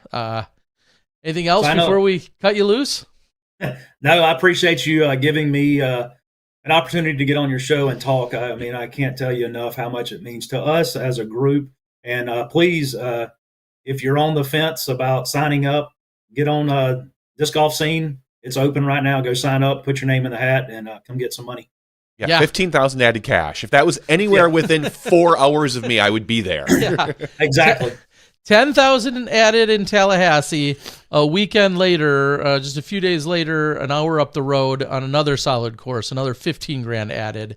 And that's a heck of a stretch. Yeah, that's what I keep thinking. And we're going to do our best to get some coverage out there and make sure we, show it to the world, show it off to the world, all the work that you guys have been doing. So if that entices any additional players as well, that we're going to have some coverage out there as well. Hopefully some more people will come out and join. We greatly appreciate it. Thanks, Terry. Thanks, John. All right, Griff, appreciate it. Have a great night. Thanks for everything you guys are doing over there, and we'll see you in a few weeks. See you then. Take care, brother. Take care. Thanks. That sounds like a hell of an event. Yeah, and it's funny because we know, especially in this day and age, it is about the money. And it is about the timing and location. All of those come in. It used to be just money. I mean, if you really think about it, you and I are old enough to know that 15 or 20 years ago, all you had to do is say 10 grand added or 15 grand added, and people were coming from all over the country to get there. It was a big deal. Now, the bar has continued to raise throughout all these years. We have got better courses, and we've got more and more expectations. And the pros are honestly pickier. Exactly. And if this were the week before the Florida Open, it would probably be full or a little closer. Or it's just that not a lot. There's a good handful of the top pros that are making enough money where they don't need Correct. to win $4,000 or whatever that top payout's going to be. But we do have a lot of pros out there that, I mean, right now we can see it. We can see it in the way the sponsorships are going. Some people need some money. People need some cash, Terry. That's a good way to get warmed up. So I expect that registration to continue to fill out. I am not surprised to see the full capacity essentially at Tallahassee the weekend before. It's got that longevity. It's got the great TDs. It's got the great added cash. It, I think, will be just a matter of time before more of those players who are already going to that open their eyes and be like, oh yeah, let's next weekend. It's just an hour north. Let's go there. Yeah, exactly. And Albert Tom and a number of others are signed up for both. I think that number is going to continue to grow. So if you're not one of those people though, and you want to get in on it, you just got yourself a little heads up to get out there and get registered. Go get signed now. 15K added on a solid course. Sounds like a tough proposition to beat. I think we're going to have to send an invoice tonight to Dynamic Discs because we do nothing but talk with them. Griff had the DD hat on. We had Parker Welk. And the only A-tier event of the weekend was the 14th annual Valdosta Open, sponsored by DD. Not too far down the road, if I recall, from Bainbridge. Yeah, Valdosta, Georgia. Winning this was Braden Sides, shooting 26 under par, winning $1,161. Second place, Scott Conway. Didn't you say that guy was playing MP40? I did. Is he cheating by playing MPO? Yes, he is. Okay. Cheater. Gosh. He also played MP60. No, I'm just kidding. I was like, wow. Okay. All right, Scott Conway. He's not that old. We got our eye on you. You tied for second with Zach Arlinghouse, taking home $695. Fourth place, Jamie Klepp. Fifth place, David Gunn. It's Keep. I know it looks like an L. Oh, it does look like an L. I'm sorry, Jamie Keep. Everybody knows him as the guy with the Pikachu hat. Yeah. A few years ago. Yep. So I want to get it in there for him. All right, good. All right, that's pretty much your MPO for the event. Yeah. That's the only A tier that happened this past weekend. Okay. All right. PDGA had some announcements. You wanna rip through those? As I don't think we need to pause too long for anyone to catch their breath or be surprised.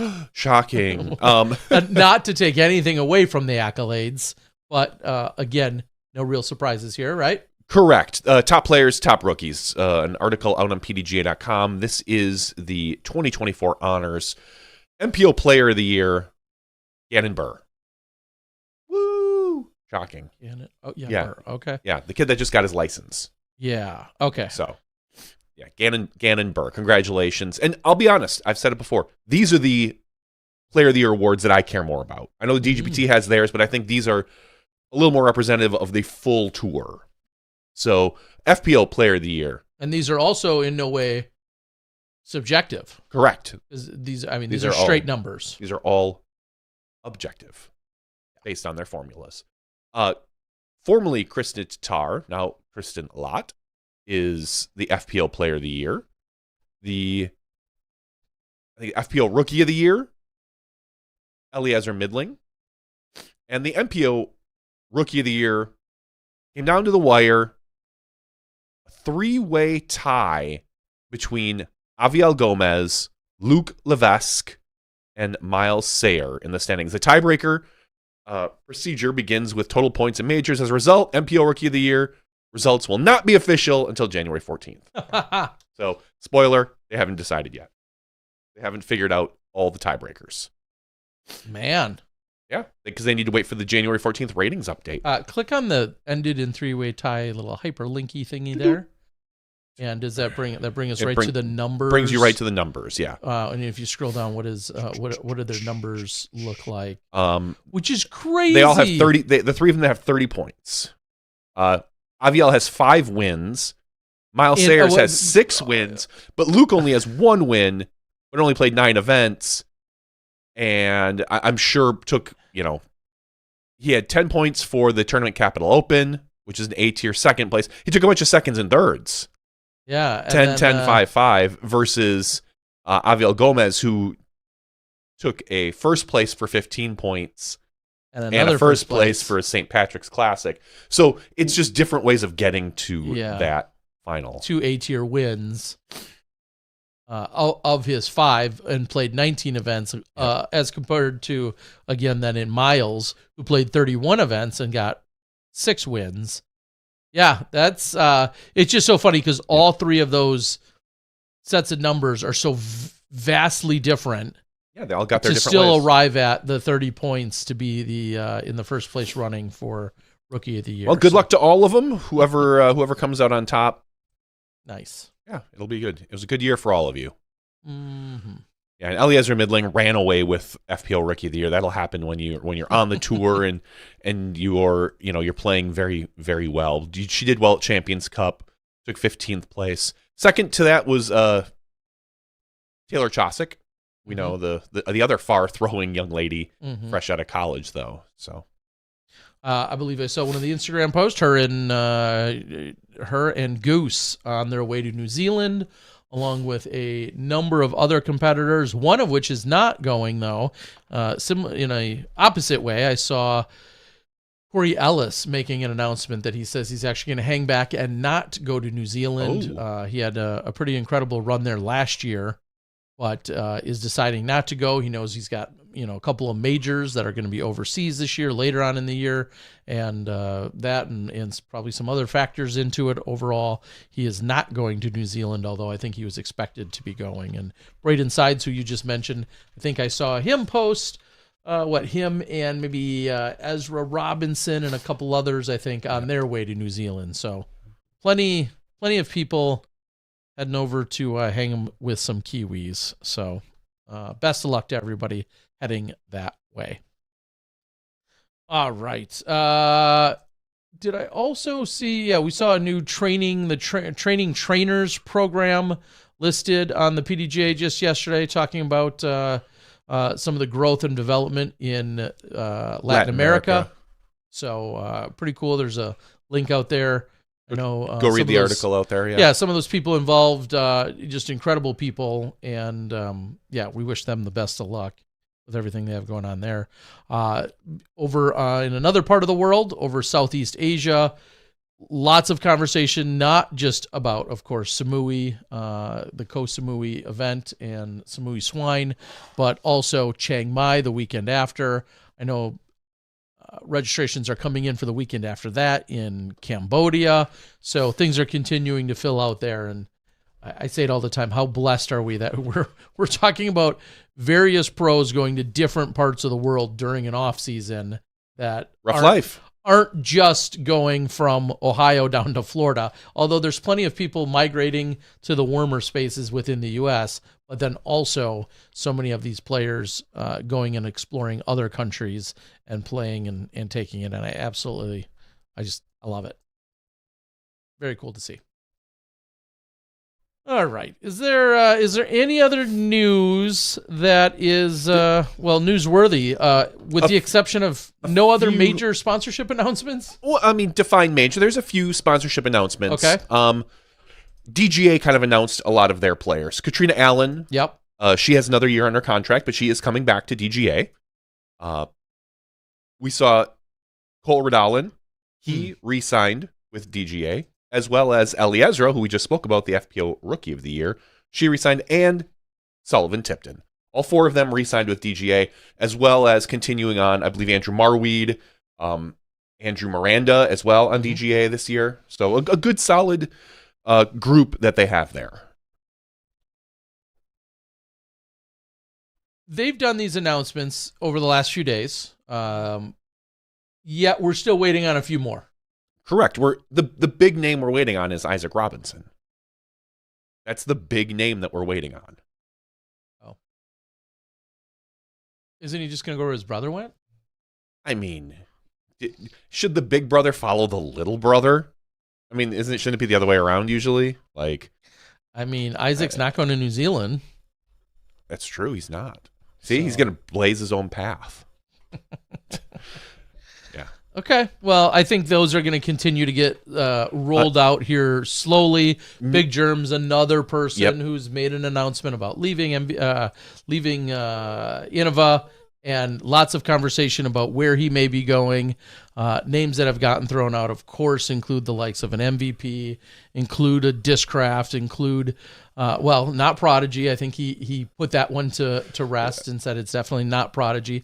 Sure. Some of these players have, maybe I said this last week too, I think plenty of people, if you're truly newer in the last few years, you don't realize where some of these players have been in the past. Exactly. You don't realize. Big Germ before Innova was with Prodigy and Prodigy, Discraft. And before Prodigy, he was with Discraft. Yuli too. So there's, of course, you think about what you know since you came in, but go back to everyone go to the Wayback Machine on the internet and look at the Prodigy Disc website from like 2014 or 2013. Yeah. And you can see the stable of players that they had was relatively amazing. And they've all since kind of spread out and gone their own way and gone to different companies and whatnot. The other interesting announcement, I think that is kind of unique, Nicola Castro announced he's going to Sacred Discs, which isn't a huge deal. Aren't Sacred Discs his? Yes, but now they are going to be molded by Gateway. And what I thought was interesting is that he said that the molds were on their way there, which made me believe, like, I would just make the assumption that they were getting molded by Lone Star before. Correct, yep. And now they're going to Gateway, so those molds are interchangeable, or they're going to try to replicate the mold somehow. I don't know, but ultimately Nico made that announcement this week as well. Yeah, it just comes down to the particular molding machines from what I've seen. And, there's multiple parts to a mold, and the like 3 main parts that make up of a mold. And then to how they're interchangeable from one machine to another is a very interesting question. Or like you said, will they just basically break it down and then redo it? And for those that don't know, again, I think it's a small percentage of you that may not know that Gateway Disc is owned by Dave McCormick. Dave McCormick being Nico LaCastro's own uncle. Yep. And maybe everyone knows that. I probably think there's plenty of people who don't know. Oh, there's a lot of people who don't know that right now, because I don't think that information has really been, it's always as of recent kind of known, but it was more prevalent 5, 7, 10 years ago. Yeah, so wish the best of luck to Nico, and I'm here for it. He posted a picture that was of him and Ken Climo, along with a really nice sentiment that went along with it.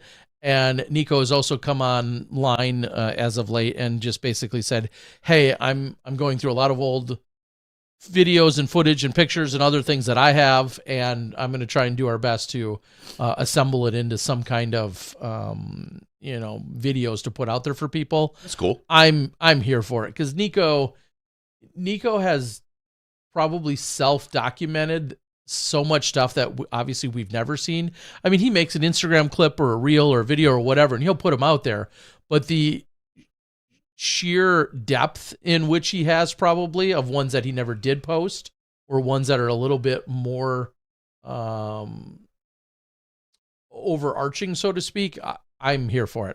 I think there's going to be a lot of gold that can come out of his phone or wherever he's storing all those as he puts together some pretty cool videos. The guy has done almost more touring than most other individuals over the last 20 years. I would bet that the current people on tour, he has traveled probably more than almost anybody. I'm trying to think of who's maybe been to more, especially when you add in like the remote kind of, not just one off, that's not really the word I'm looking for, but maybe off the beaten path stuff, knowing whether it was a Thailand or a Cambodia he was in a couple years ago, and just touring around, doing some of the stuff with Barsby, or he's always been looking for an adventure, or Philo. Like, he's been in on a lot of that as well. Philo's name is way up there on that list as well. Yep.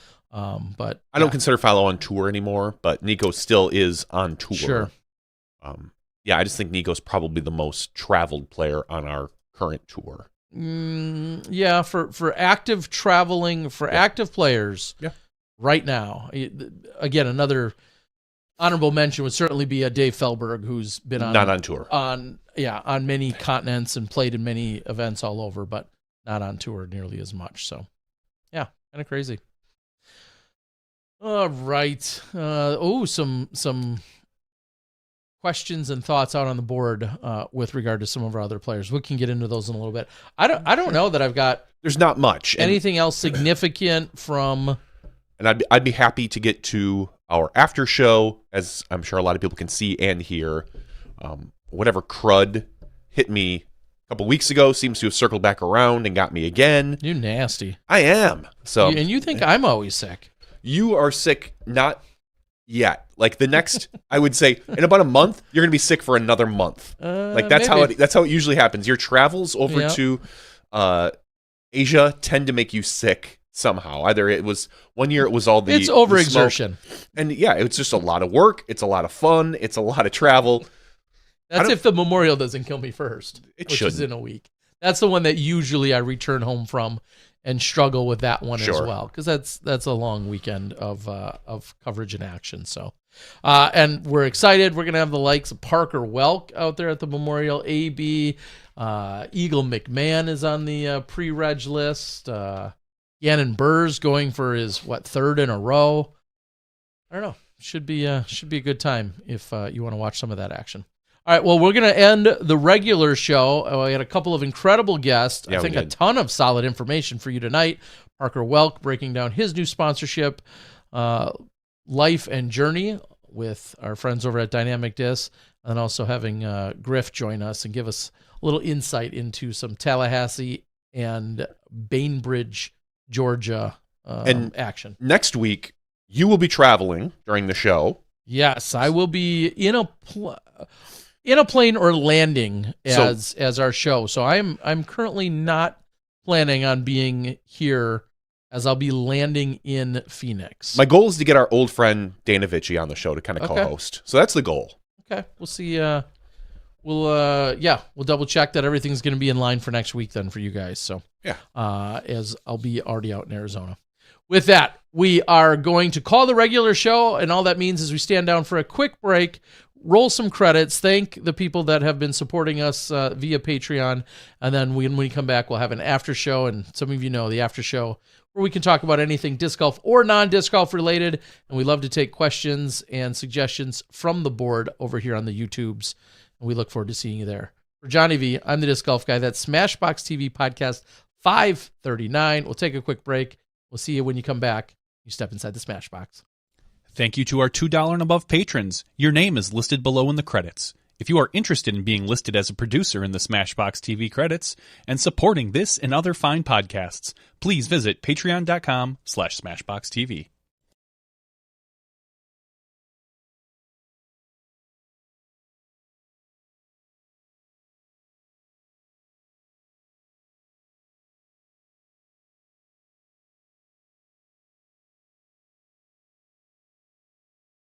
Thank you to our $2 and above patrons. Your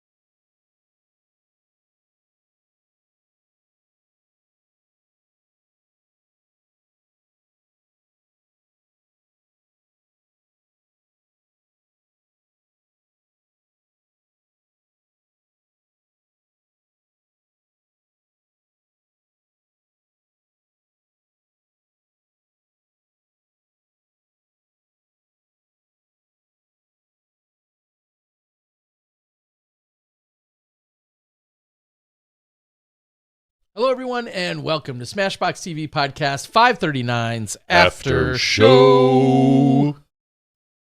I went low because it's about what I can do right now. You definitely got the vocals for it. Right now I do. A little rough.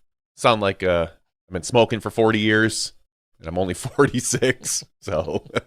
That checks out. I mean, Sounds it's about right. It's about right, yeah. Yeah. Wow, I was thinking as I was driving over tonight that it's been kind of a roughly a busy week since last time I was here. Like busy for you personally? Busy yeah, a little disc bit. golf? I mean, disc golf. I'm with you. Catching up with a few things going on in disc golf. I got caught up on a few things, few random things taking place. I just spent some cash this week. Yeah, you did on. What did you spend cash on? Give us 2 truths and a lie. 2 truths and a lie. For what you spent cash on. What you've spent some money on. I spent cash on my vehicle, a new TV,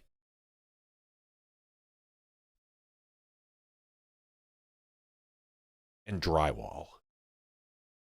2 truths and a lie. I doubt you spent money on a new TV. I think that's the lie. That is the lie. And honestly, I didn't spend that much on drywall. It was like $10. But the car is where the money came from. I was driving home on Friday. Something didn't feel a little right with the vehicle. It kind of was pulling just a little bit. And because my garage is filled with plywood right now, because I'm building some cabinets, I parked and it was dark, and I kind of looked around the car to see if nothing looked off. But I could tell it was just a little pulling. And I'm like, all right, well, whatever. Saturday morning, go out to my car. We're going to my wife and son had already just left. We're all going to the same place, but we need to take separate cars because she had to stay late. And I was going to be able to leave. I looked, my tire's flat. Ooh. Like, actually, I didn't see it was flat until I pulled out of the driveway, and then it was like, that doesn't feel right at all. Mm-hmm. So I backed back into the driveway. I looked, I was like, oh, that's cool. Made a bunch of room in the garage, pulled the car in, jacked it up, put the donut on. Then I looked at the tire. Big ass screw in my tire all the way in between the treads right there. I was like, oh, crud. I was like, okay. That means I'm going to need a new tire. Or maybe they can plug it. Yeah. Possibly. And where it is. Yep. Spoiler, they couldn't. And yeah, so I ended up bringing it into the dealership on Sunday where they were like, yep, that tire is bad. We cannot plug it. And did you know your other back tire has an issue as well? It is wearing really strange, probably because I haven't rotated my tires in a long time. That's on me. And your front tire has a slow leak in it as well. I was Sweet. Like, oh, cool. She's like, so we just recommend rather than getting 2 tires, get all 4. Just go with all 4. Of course. Of course.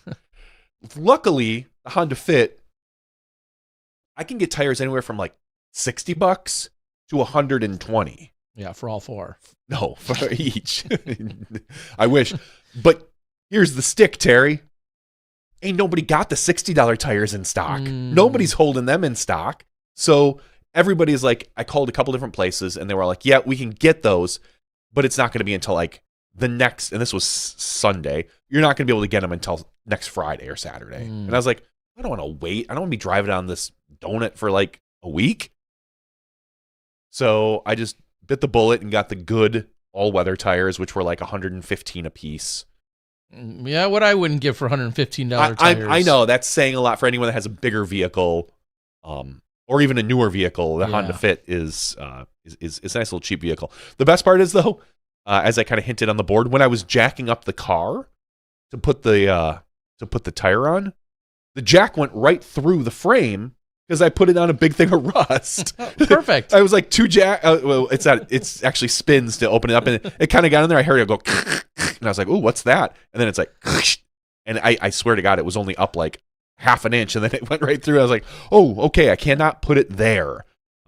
So you just created a new job within the city, and tell them that you can be like a small operation salter. So that when it's snowy and rain or snowy and icy out, you can just, find the smaller paths around the city where you could just pour salt out the bottom of your Well, of your floorboard. Thankfully, it wasn't on the floorboard. It was back rear tire, so it was not quite accessible. Yeah, it's not accessible, and it's some Fred Flintstone stuff. Yeah, well, yeah, it's no Fred Flintstone stuff. It's a little. Again, I understand.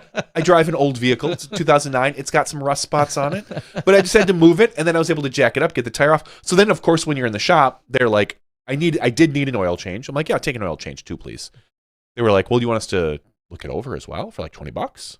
And I'm like, do I really want that? Because I know you're going to find something. Yeah, you're going to come up with $2,000 in repairs. So sure enough, she's like, well, based on your mileage, you're due for a maintenance checkup, which is spark plugs and, filters and all sort of stuff. I said, don't do any of that. But just take a look it over for me. They're like, okay, cool. I get a call later that day. Your sway bars, they're both broken. And I had to look up what a sway bar was. Mm-hmm. And it's something that helps so your car doesn't flip over, apparently, doesn't roll. And it helps the drive a little bit. Yeah. But she's like, would you like us to replace those too? I'm like, well, yeah, you have it. Please do. And she's like, okay, I'll have it by the end of the day.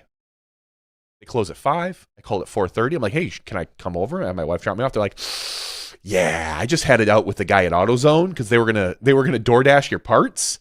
And I was like, wow, what? She's like, yeah, we're short-staffed right now. Gig economy is crazy. That's what I thought too. And I was like, she's like, but that's what they do because they're just up the road. I was like, oh, that's cool. She's like, but yeah, I just had it out with him and you won't get him until tomorrow morning. And I was like, God. Oh, thanks. So then I'd have the next day I'd have my wife drive me over there and drop me off. And now $1,100 later. 2 sway bars, 4 tires, oil change, checkup.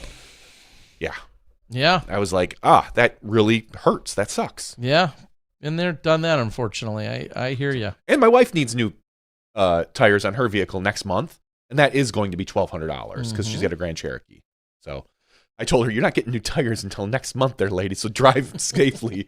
Don't go anywhere. I was thoroughly, beyond massively impressed. Speaking of we're talking tires here. When I did get my 4 new tires on my vehicle recently, there was a rebate that was offered. They're Continental something or others, GS, fly like a G6. I don't know. I filled out the form online for the rebate. I feel like it was days later. 110, which is a very unique number. My $110 rebate showed up in the form of a debit card. Oh, nice. $110. Well, clearly there's some math somewhere with some promotion where somehow that makes sense. It just seems like a weird number. Even when you divide it by 4, sure, still a weird number. Like 4 tires or 3 tires. Doesn't matter how you divide. 110 is just kind of a weird rebate amount. It is, yeah. And I think whether I spent $600 or $1,200, it wouldn't have mattered. The rebate amount was 110. So now I have a debit card, which I haven't used a debit card in I don't know how many years. And I'm kind of like, I'm wondering where and how to use it exactly because I keep thinking about, well, when will I forget it? Is this credit or is this debit? Yeah, like, how do I scan this at a register? I can't do this. But yeah, I'm so old. I have a debit card, I guess a prepaid debit card, if that's it, or a debit card with $110 on it now. Okay. It's just odd. And I don't know where to use it. I can show you. Let me have it. I'll figure it out. I'll let you know what I spend it on. That's when I always create my QR codes for PayPal or it's a good life lesson. Hey, does this work? Does this QR code work? It's a good life lesson for your daughters. Here's $110. Figure out how to spend it. Literally. Yeah, I don't. Which is a whole nother story. I don't know if we talked about that, and I won't go into it now. But just the whole idea of the prepaying that takes place at most gas stations now. Thanks to all you assholes that, none of our listeners, but all those other assholes that would run off with gas and not pay for it. I feel like Wisconsin was a very late state to adopt the idea of having prepay before you can actually get your gas. I don't know if I've ever prepaid. Excuse me. Yeah, you prepay everywhere now. But you're prepaying though, or pre-authorizing. I'm pre-authorizing. Yeah, I'm saying rewind a few years ago. You could just pay, and you could literally pump $100 of gas, and then go into the walk store in and pay for it. I'm on pump 4 over there. Yeah, just, you give me can't whatever. do that anywhere in Wisconsin anymore. No. Anyway, depending on what you have in your account, they authorize a whole bunch of money sometimes on a debit card. So I'm teaching my 16-year-old, who has a separate debit account and she's putting her own money in it. Like she just wants $20 of gas, but unless you have $120 in the account, in her account, she couldn't get it to. Yeah, it's been some. So fun she would have to lesson. probably go inside and say, "Hey, I want $20 on pump 4. Here's my card." Click, and then they authorize 20. Yeah, but it's so that's all part of where we're at. It's anyway. One of the things I got to do in the last week was first time in probably 10. I'm gonna guess 10 years. You want to guess? First time in 10? First time in 10 years. I did this probably 10 years ago. Oh, I know what it is because I saw you. I saw your socials. Okay. I went to the Bucks game. Is that it? Yeah, it's You probably think it was something else? no. That was it. It's probably been 6 years for me since I've been to a Bucks game. Well, Fiserv Forum Yep. is 6 or 8 years. I think 6 years. No, 8. Yeah, I haven't been to a Bucks game at Fiserv yet. Okay, well then it's been at least, because I looked this up, I think that alone is 8 years now. Has it been that long? Yeah, that's we're getting old. I mean, I've been to Fiserv for concerts, but I have not been there for a Bucks game.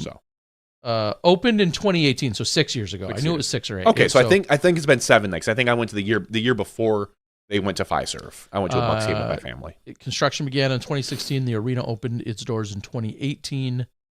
Taxpayers contributed $250 million towards the $524 million that it costs. So, I have not been in the Fiserv Forum. Obviously, Beautiful in there. Yeah, it was nice. Yeah.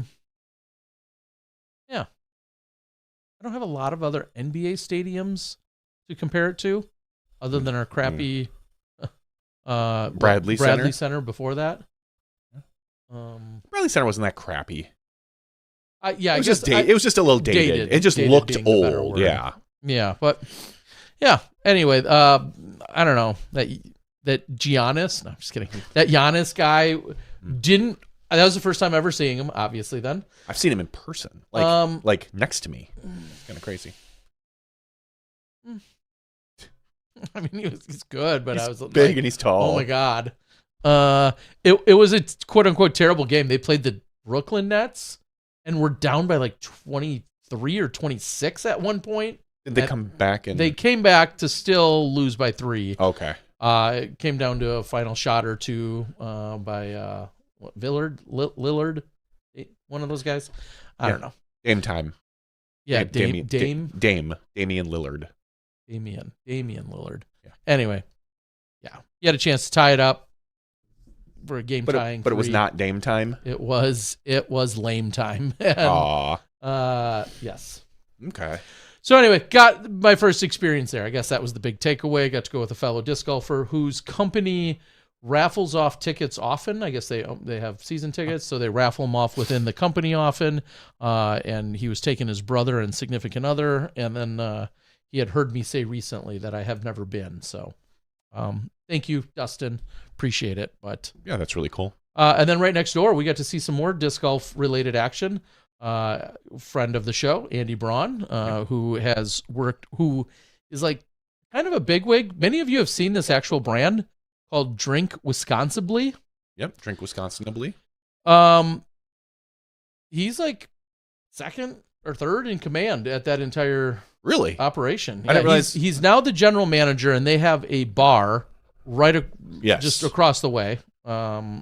Called Old Fashioned or New Fashioned, something like that, right across from the Bradley, or not the Bradley Center, the Fiserv Forum. There you go. And he saw my post on Instagram. He's like, "Oh, stop on over after the game." So we went and visited them for a little bit and checked in. They've done some great stuff. When you guys see me wearing, or Johnny now, for a while, wearing the MIDI hoodie type windbreaker raincoat type thing. Andy and a couple of his friends had started that organization, and so happy to support them. Yeah. And good guys, pretty great guys, great place to be. And we started having a conversation about they know people at Fiserv. Ooh. And the gears started rolling.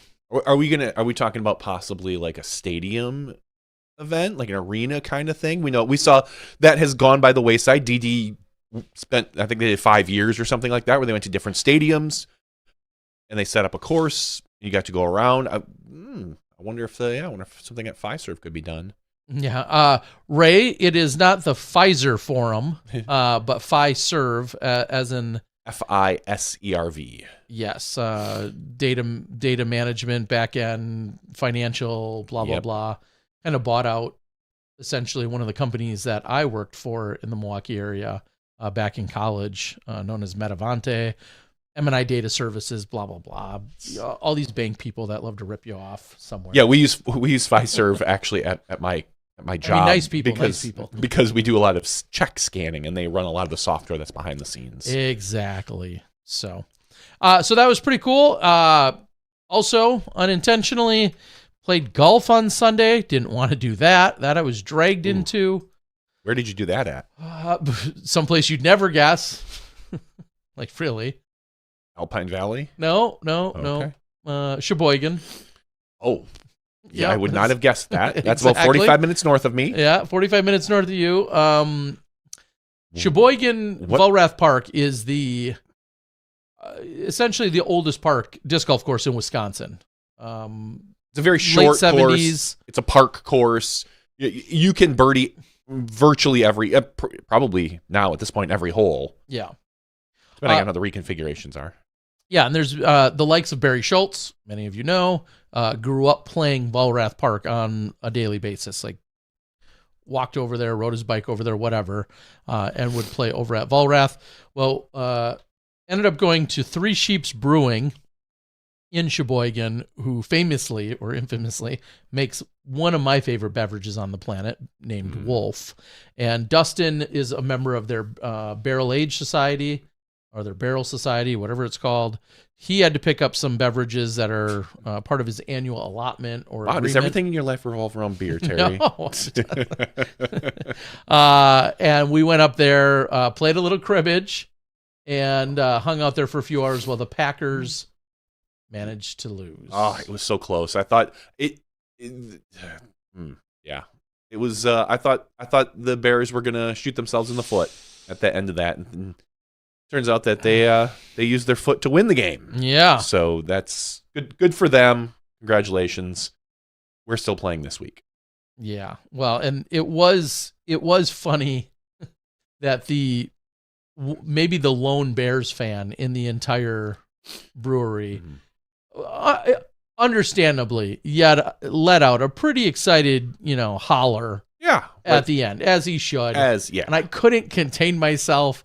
And I said something like, "Way to go, Bears. Congrats on another solid season," or something of that nature. Yeah. They're rebuilding, Terry. Don't worry. They're rebuilding. Yeah, and I'm dieting. All right. Jeez. Ouch. Right. Bears taking some bullets here. Taking a few strays on the... All right. Yes, Ken's out there saying Dynamic Disc also went to the Pocono Raceway 2 or 3 years in a row. I know I went to a few of them. Yeah, I saw that. And then Brandon Ray Watson, who's a gentleman on the Dynamic Disc team, is from the Sheboygan area as well.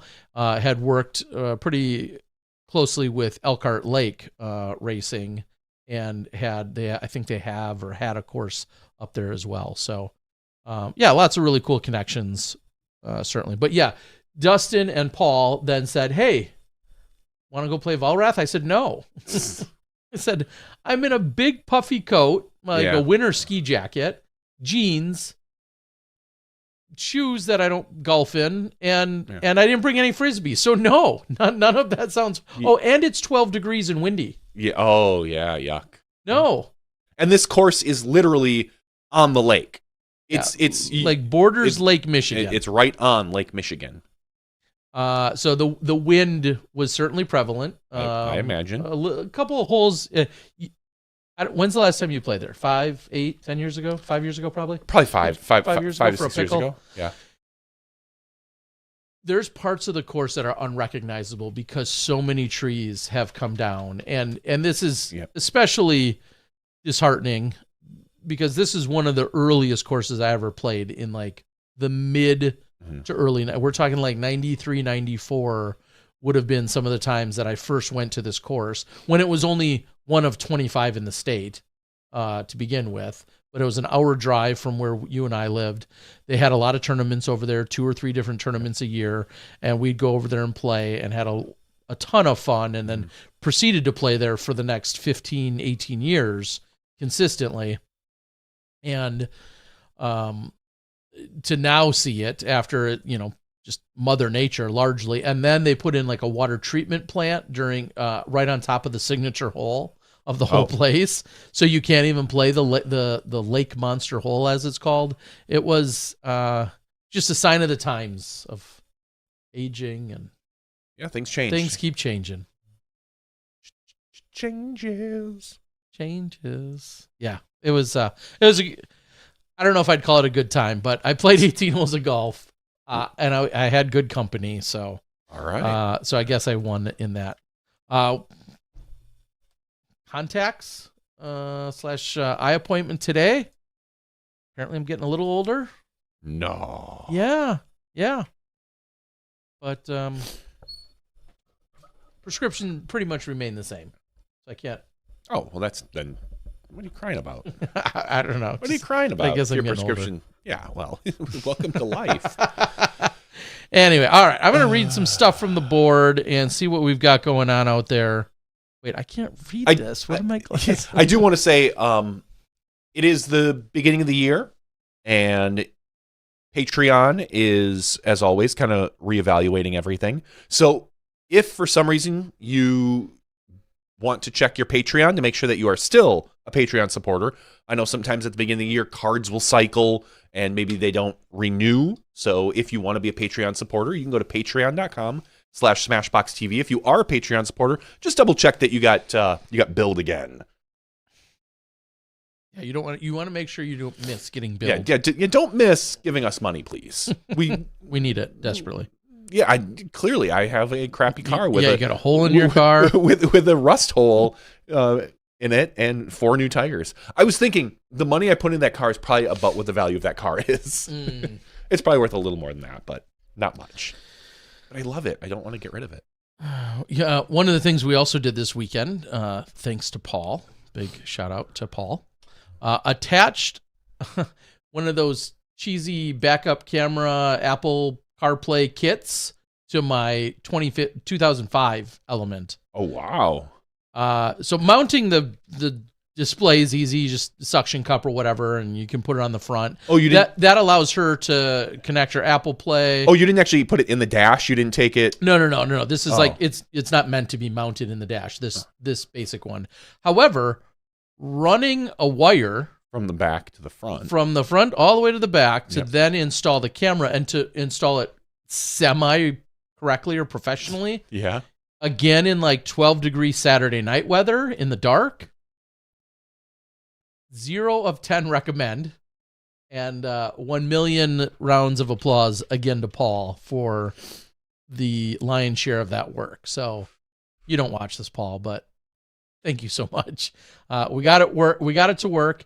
Of course, it's 12 degrees out, and here I am holding up my phone. Yeah. Let me just check this YouTube video. Oh yeah, here's the panel he pulled off. Yeah. Here's where we can run this wire. Yeah, let's just pull off the rear light and cut into that wire so we have it as a reverse camera light that's set. Blah blah blah blah blah. It worked out. But good. It was an adventure, needless to say. So she'll have a backup cam. She has a backup cam now. And today, so I didn't tell her. It was a surprise.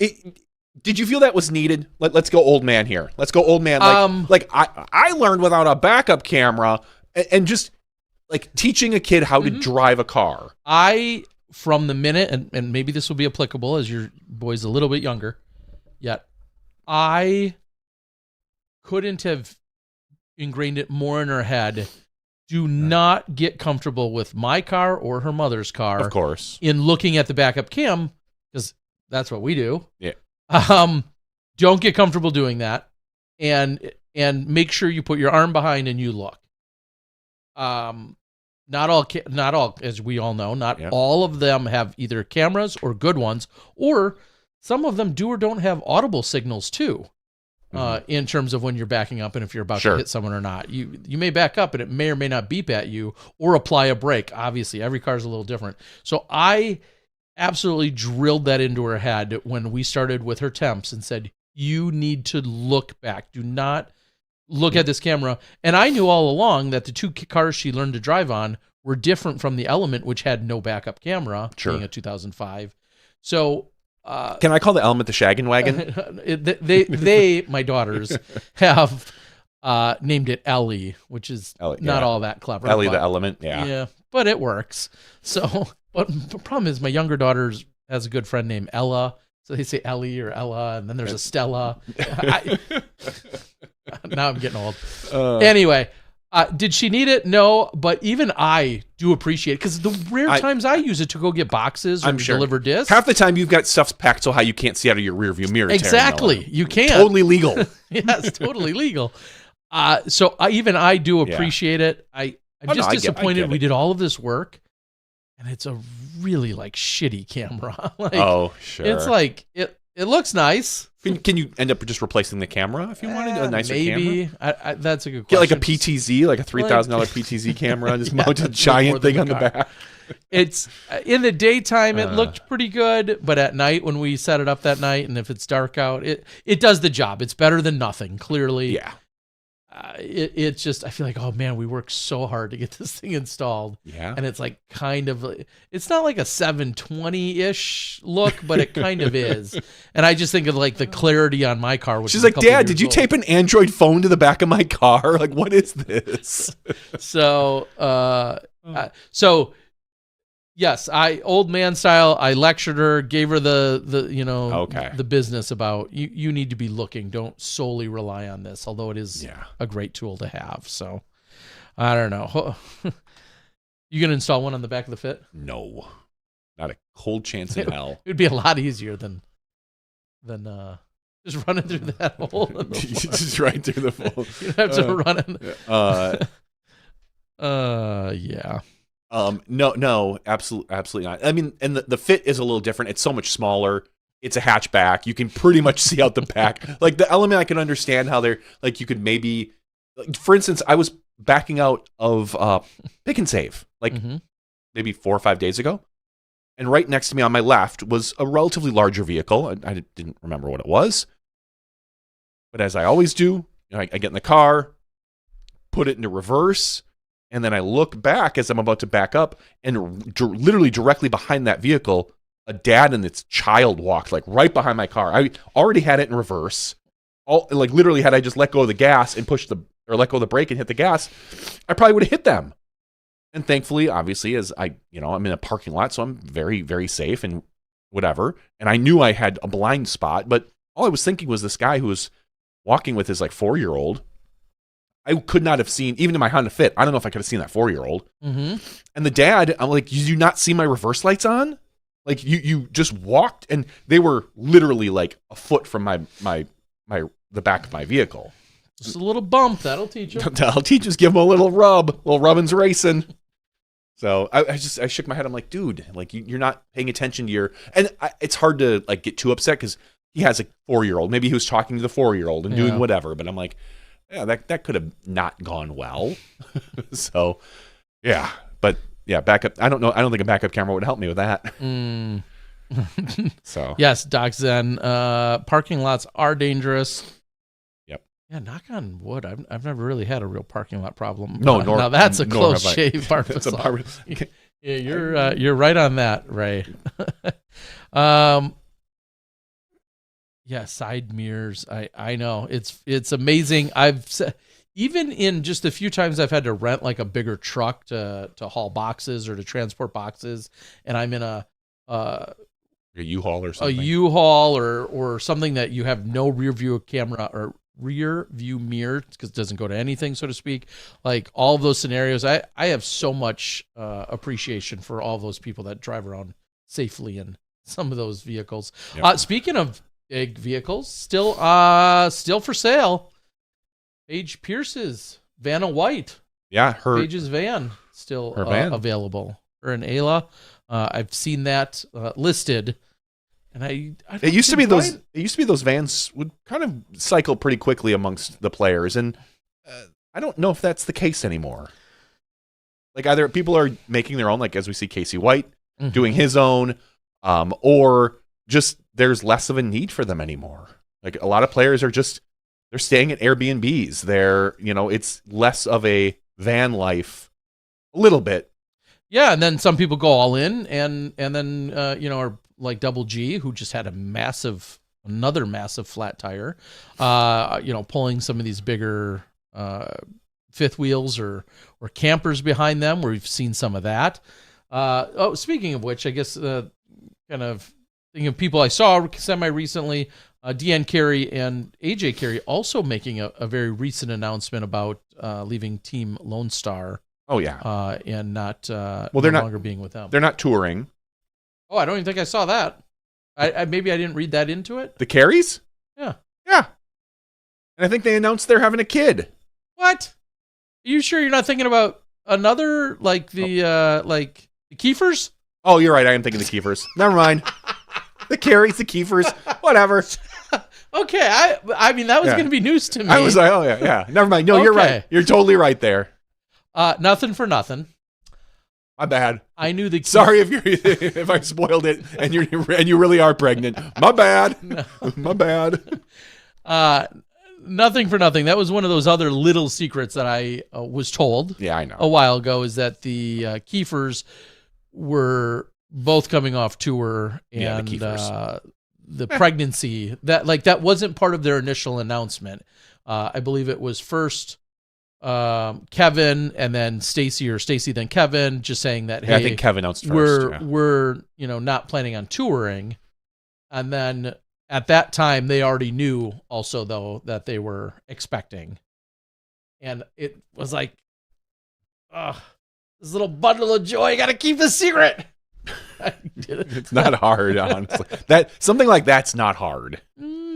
There are I mean, it can be a little bit more difficult when an announcement like that is made and there's all these people speculating, well, did their sponsor drop them? Did they, do they not want to go on tour because they can't afford it anymore? And it's like, well, it's a life change and they're having a kid. Not that you can't go on tour with a kid. Some people have, but it's much more difficult. And yeah. So, yeah. I think the post did the post didn't indicate necessarily what was going to be in store next for them. He's the pregnant. Careys. Sorry, he's pregnant. Yeah. Modern medicine, man. Okay, I guess anything's possible these days. Who knows? Sorry, just scrolling to see. Oh, you know what? I made a list earlier today. What do you know about things that had come to mind? One of which that I need to look at my list for. Finally. Cold Turkey is edited. I just need to sit down and do the commentary on it. Some of you have asked about it. Cool. Something else coming up in a couple of weeks. I'll make a plug for them. I'm happy to do so. I wish I was going, but again, I can't. Gotta go to stupid Thailand. The Disc Golf Expo taking place over there in the Eastern. Is it the Eastern Seaboard? It would be the Eastern Seaboard. Yeah. Because you never hear of the Western Seaboard. I don't know. Western but Seaboard. Anyway, the Disc Golf Expo, obviously Ben and Miles and that whole crew heading it up yet again over there, that New England area. So that's in a couple weeks. And I think they're continuing to announce more and more people, players, vendors, things that are showing up. I'm not gonna lie, I've got a little FOMO that I'm not gonna be there again, but it's happening. So look forward to that. You said it earlier. I think it's worth noting that Gannon Burt does in fact have his license. Yeah, and a brand new GMC something or other. Yeah, the vehicle was posted, but I don't think he made it abundantly clear that he got his license. He made it abundantly clear on another podcast. Yes, on Staggered Stance he did. But in terms of when he posted the vehicle, which is kind of an interesting omission, right? Like, I I mean, because I don't think anyone assumed it because they hadn't heard that he got his license. So, yeah. So we'll see Gannon out there touring a little bit in that way, I should say. Not touring any less. All right, reading a few things off the board. Talking about what? Some cards? Is that what I'm seeing? Is some card talk? Yeah, Kanjay is talking about the app Whatnot, or the site. It seems to be very popular for maybe discs, but cards as well, collectibles. And he asked if I'd been on it, and I did visit one time, and I very quickly left. I could see how that could get really dangerous, and I don't need to spend more money on things. The Brixton cards are awesome, but I've really slowed down in collecting them. I usually just buy like the complete sets now, and that's really about it. Maybe like 1 or 2 extra packs or boxes, and just store them away and just kind of hoard them a little bit for the future. That's really my play now. I'm not going to collect like individual things. Like Kanjay is saying how he got a James Proctor rookie card, which is awesome. But yeah, I don't need to spend my more money on places. I will actively or outwardly admit right now, I'm going to look silly when I do finally get around to opening packs, unless I take some time to go watch how other people do it. I know it happens, and I know there's all sorts of like unique or fancy or newfangled ways to do it, and I've watched a ton of our pros open Brixton cards, but none of them are doing it in a professional, quote unquote, professional sense. And nor do you need to. Literally, if you have a second camera, I don't know. Do I need gloves? Because somebody's opening them with like a set of gloves all their videos, I think. No, you don't need. I kind of want a set of gloves. I mean, if you want to buy a set of gloves, by all means do it. What kind of gloves? I'm going to do it with like snowboard mittens. Like just big mitts. I'd pay for that. Yeah, I might watch that one. I was thinking more like Dr. Rubber gloves, like. Or do I get the mittens and then they fold back and all the fingertips are exposed? Oh, I had a set of those in middle school. Yeah. But so it really like defeats the whole purpose of using them because I'm putting my fingerprints all over them still. Yeah. You know how many people that would piss off? That'd be hilarious. I'm like, all right, guys, I've got this all down. I'm ready to do my box opening. And then you just pull them back, and then your fingertips are still exposed. Jason Eddy says, no oily hands, no sweaty hands. Oh, that would be so funny to do, though, just to see how many people get pissed off. It's kind of like when you see some of the videos when someone says, oh, are you having a good day? And then they'll pour like a cup of something that dribbles all over the side instead of going in correctly. And they're like, now how do you feel? Like just doing these things that like really irritate you or irritate people. Taking a piece of cake out of the center of the cake and things like that. Yeah. That's what I'll do with the cards. Oh my gosh, that could be so fun. Anyway, one of these days I'm going to get around to it. I absolutely will be getting on Whatnot. I've already created the username. Double G just hit me up the other day and he's like, hey, have you done a Whatnot show yet or sale or whatever? And I said no, and he says let's do one together. He just got done doing one that night.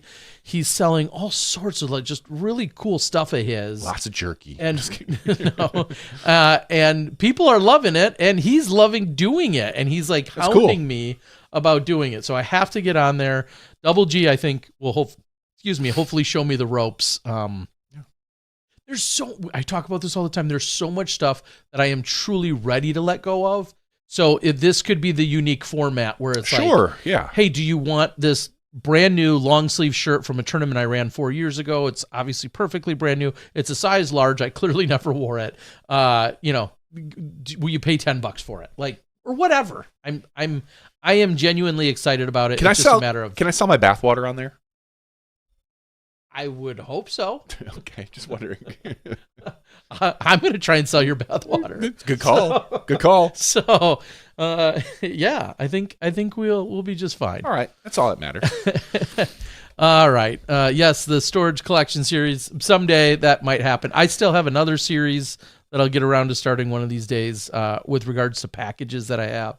I almost started that the other night. I've got some good ideas there. Terry's packages. We're checking out Terry's package here tonight. We're ripping open packages. Let's take a look what we got.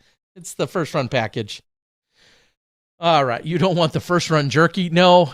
Ray, and to anyone else out there, are any of you guys adhering to the expiration dates on the Double G jerky? Because I'm not. Okay. If I find it and it expired 6 months ago, That's the key, Terry. I'm rolling those dice. Just don't look at the expiration date, and you never know. Like, that's a good point. Better way to roll the dice. Yeah. See, there is something to be said about working with expired or dates that are,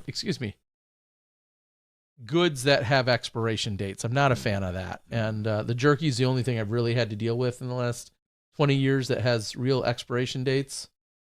Yeah, I'm not a fan. Okay. Because then I just end up eating it if it doesn't sell. Doc's like, jerky is just like water. It don't go bad. We made that determination. I mean, really, what is jerky but bad meat anyway? Yeah, so. I just dried up meat anyway. Yeah, that's a good way to put it. Yeah, Johnny, you got to sell your bathwater on OnlyFans. That'd be a good idea. That's a different account. Yeah, there you go. Should we be live streaming on OnlyFans, Terry? Like, we live stream on Twitch, on Facebook, and YouTube. Should we create a Smashbox OnlyFans? I mean, it sounds like an OnlyFans account if you think about it. Smashbox. Yeah, you're not wrong, right? I think we make it. Yeah, the name alone. Based on the name, we could get some subscribers, and then they show up and they're like, "What the hell is this?" Yeah, that's like, what are we watching? This is the most obscure, paid stuff ever. It's kind of kinky, though. I'm not gonna lie. What are they talking about? Frisbees? Weird. Yeah. You have anything else on that list of yours, Terry Miller, or is that everything? I think that's most of the silliness that I've had on the list. Enjoyed the local putting league last night. I'll eventually put together a little video. I did most of the stations wearing the glasses that we talked about last week. Oh, sure. And I was like, that's actually a kind of a cool use of those glasses. You know, you're talking about putting stations that are all like 20 to 30 feet away. Indoors, and so I could record when I'd step up. You get 3 putts per station, and although I putt pretty fast, but recorded most of my stations last night, and it's kind of a cool use or another opportunities for those glasses. And I'll be curious to say, because I use those glasses while playing a few holes at the quarry. And I just think it's a unique opportunity. Obviously, it doesn't really zoom. And, you know, depending on the length of the hole, they're only going to do you so much good. But it's definitely another interesting perspective in terms of playing golf. So that might be a fun use of those glasses. Maybe I'll do a little bit of that in Thailand or Cambodia or something. Give you guys some more action. No, that's about all I got. We've got double giveaways this week because we didn't do one last week. Twofer. A couple of the fun things that I have could include the likes of these spores. This is with my stamp on it. The lighter weight, I think they're all about 156 or 157 in this case.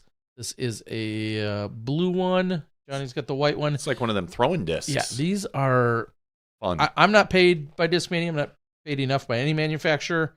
But in terms of playing catch or throwing something around or obviously using it out on the course, these are incredibly tacky too. Yeah, they are. They're like very... they're really tacky. This isn't an ASMR like website where you're just squeaking things. Oh, God. But these are great. And I was so happy to have these made up recently, and I have enough that we can start giving a few of them away. So let's do that. Doc says, why does it always shock me when Terry grabs something from Terry's hands? When Johnny grabs because we're in different boxes and I can just reach over and get out of my box. Little psycho. That's OnlyFans. It's different. Okay. Patreon.com/SmashBoxxTV. Couple of giveaways. 2 giveaways tonight. Please become a subscriber, support. You get the podcast right away. You get it with 0 ads. Different levels we're going to be working on very quickly here. The 2024 Patreon supporter disc. So if you are at the $3 level, you will be receiving that once we finalize the artwork. So thanks to everybody who is a supporter. Let us look. We have 111 people eligible this week, Terry Miller. I like it. The first and the second, or are we going to do something different? Ooh. I mean, yeah, I say the very first number you draw, we give them a prize. And then you click the button one more time, assuming it's not the exact same number, we give one happen. to that person. We give. Have you ever seen that? I have not Okay. seen the same number. Obviously, it could happen, but I've never personally seen that. If it happens tonight, we're ending the show permanently. Yes. All right. That's. Our very first number is 55. Oh, do you want us to end the show right in the middle too? Like 55 is as dead center of our two numbers as you could get. 55 is Joseph Culp. Congratulations, Joseph Culp. Heck yeah. I'm going to mark that as Joseph. All right. Mm-hmm. And then we're going to come back. Yep, that's the right page. I'm not doxing anybody. All right, so our very next. So there's a 1 in 111 chance that we're ending the show. That we're just never going to have another broadcast. I'm willing to take that risk with you. Generate a few ones there, John, just to make sure. All right, our second number is 95. Oh, I was scared for a second. Oh, it looked kind of like a 55. 95. They were sorted by first name. 95. Mm-hmm. Cy Spencer. Congratulations, Cy Spencer. Uh-oh, I might have to take that. Oh, yeah. Oh, no. Cy, I'm going to dox you. Cy lives, I believe, in Arizona? No. Oh, no? Joliet. No. That's what his address He did at one point, but I'm pretty sure he currently lives in Singapore. Oh. Well, Cy. But what do you know? I'm going to see you in Thailand. There you go. I just might have to bring it along. That would be crazy. Good. Bring that along. I'm going to double check. I was going to say his address here says Joliet. Yes, but I think that was but a while he ago. probably hasn't updated that. So congratulations. Thank you, both of our winners tonight. And yes. Yeah, I'm pretty sure that, well, I know I played with him when I landed in Singapore last year, almost exactly a year ago. We played, and then he ended up, I think he's playing in a couple of the Southeast Asia events coming up. So, I mean, make it happen. Guess that'll save us a few dollars instead of the $36 to ship it over to him in Singapore. And it'll just be one more disc. Just take it off your flight. Take that off. There you go. I'll just bill charge, SmashBox $36. There you go. And then I'll hand delivery fee, hand delivered. You can't beat that. So, thank you. All right, I don't know that I have anything else. I don't know if there's anything else on the board, but it seems like we've accomplished everything we needed to for tonight. I'm hoping that in the next week there'll be some more announcements for sponsorships and some news. I think we heard that the Climo information is supposed to be out sometime next week. So we'll see how that works. More information. Isaac is another gentleman. Big Germ is being waited on as well, and I'm sure there's a few others that are just. I've yet to announce my sponsorship. So true. Just saying. If anybody wants to sponsor, or have some part in any of the upcoming coverage I have, certainly reach out. Yeah, the memorial gets a ton of views on your channel. And I think it would be silly for a manufacturer to not jump on board. Bang for your buck. It might be one of the best deals of the year. It will be. And that's not just hyperbole. I seriously supporting. If you have something to support or a code or a website or something of that nature, bang for your buck. That's probably going to be one of the best. And then that may or may not even fall into a couple of other events that we can talk about as well, being the Thailand and some of the other post-production that I'll be doing. So reach out if you've got something you'd like to advertise that is appropriate, which it all is. So even your OnlyFans page. You should advertise your OnlyFans page. I say, as someone else joked on the chat board, we should have a SmashBox OnlyFans page where we just advertise disc in a box. Yes. So I mean, there is a crowd there for that. They are. And then we just do the show, with only the disc in the box. Give everyone a real quick update. I saw you made a post this week about Skip Ace. Yeah. What's kind of the quick rundown there? So the site it's pretty much all ready to go. If you try to go right now to app.skipace.com, you're going to see a maintenance page, only because I don't want anybody signing up yet, because the PDGA hasn't, I'm sorry, I don't want to put this on the PDGA. The DGPT hasn't officially opened up any registrations on the PDGA page. So we can't create a slate of events in order to, that's really the start. Once we can create a slate of events, then we can start opening up signups. Until we have an actual, at least one event, any one event. If the PDGA does a major or the DGBT does just the Florida Open, I only need one. Once the very first event is opened up on PDGA, the site will be live. I will make it go live. There's some really fun, good updates out there. If you can't get together a group of guys or girls, we have a new area on the site that will let you just join leagues. You can create a league either for free, or if you want to have some of the special features and pay. I think it's set at $15 for the season. That's just $15 one time. Not everybody pays $15. Just to create the league. Everyone else can play for free on that league. You can open it up to allow other people to jump in. So it's your world. We'll have that. So hopefully that should be up literally as soon as the PDGA or DGBT opens up any sort of registration for any event on the tour, and then we'll get that going. Sweet. The number one draft pick for 2025. I think you're crazy if it's Isaac Robinson. It's got to be Gannon Burr. Number one draft pick. If you're picking who you think is going to overall finish the best, most consistent in MPO, depending on how your league is set up with points and things, maybe FPO is more valuable. Then that's going to be a little bit closer, but probably still Kristen Lott. There's going to be a lot of screw ups on that name, just because it's a lot. There's going to be a lot of screw ups. Hey ho. But yes, so I would say Gannon. Gannon's probably the number one pick. And probably Ricky at number 2, the way he's been playing. So we'll see. We'll probably do some, not here on this podcast, but we'll do some live drafts with some players. We'll get some people together, and we'll do a live draft of all the things that we can do on Skip Ace. Feel a draft coming in. No, you can't. It's not drafty in here at all. Says you. With that, thank you guys for joining us. Big thanks, of course, to Parker Welk for joining us, along with Griff, giving us some details about both the Bainbridge tournament as well as the Tallahassee. I regretfully will not physically be at either of those events, but they both sound incredible, and working to do what we can to get you some coverage of said events.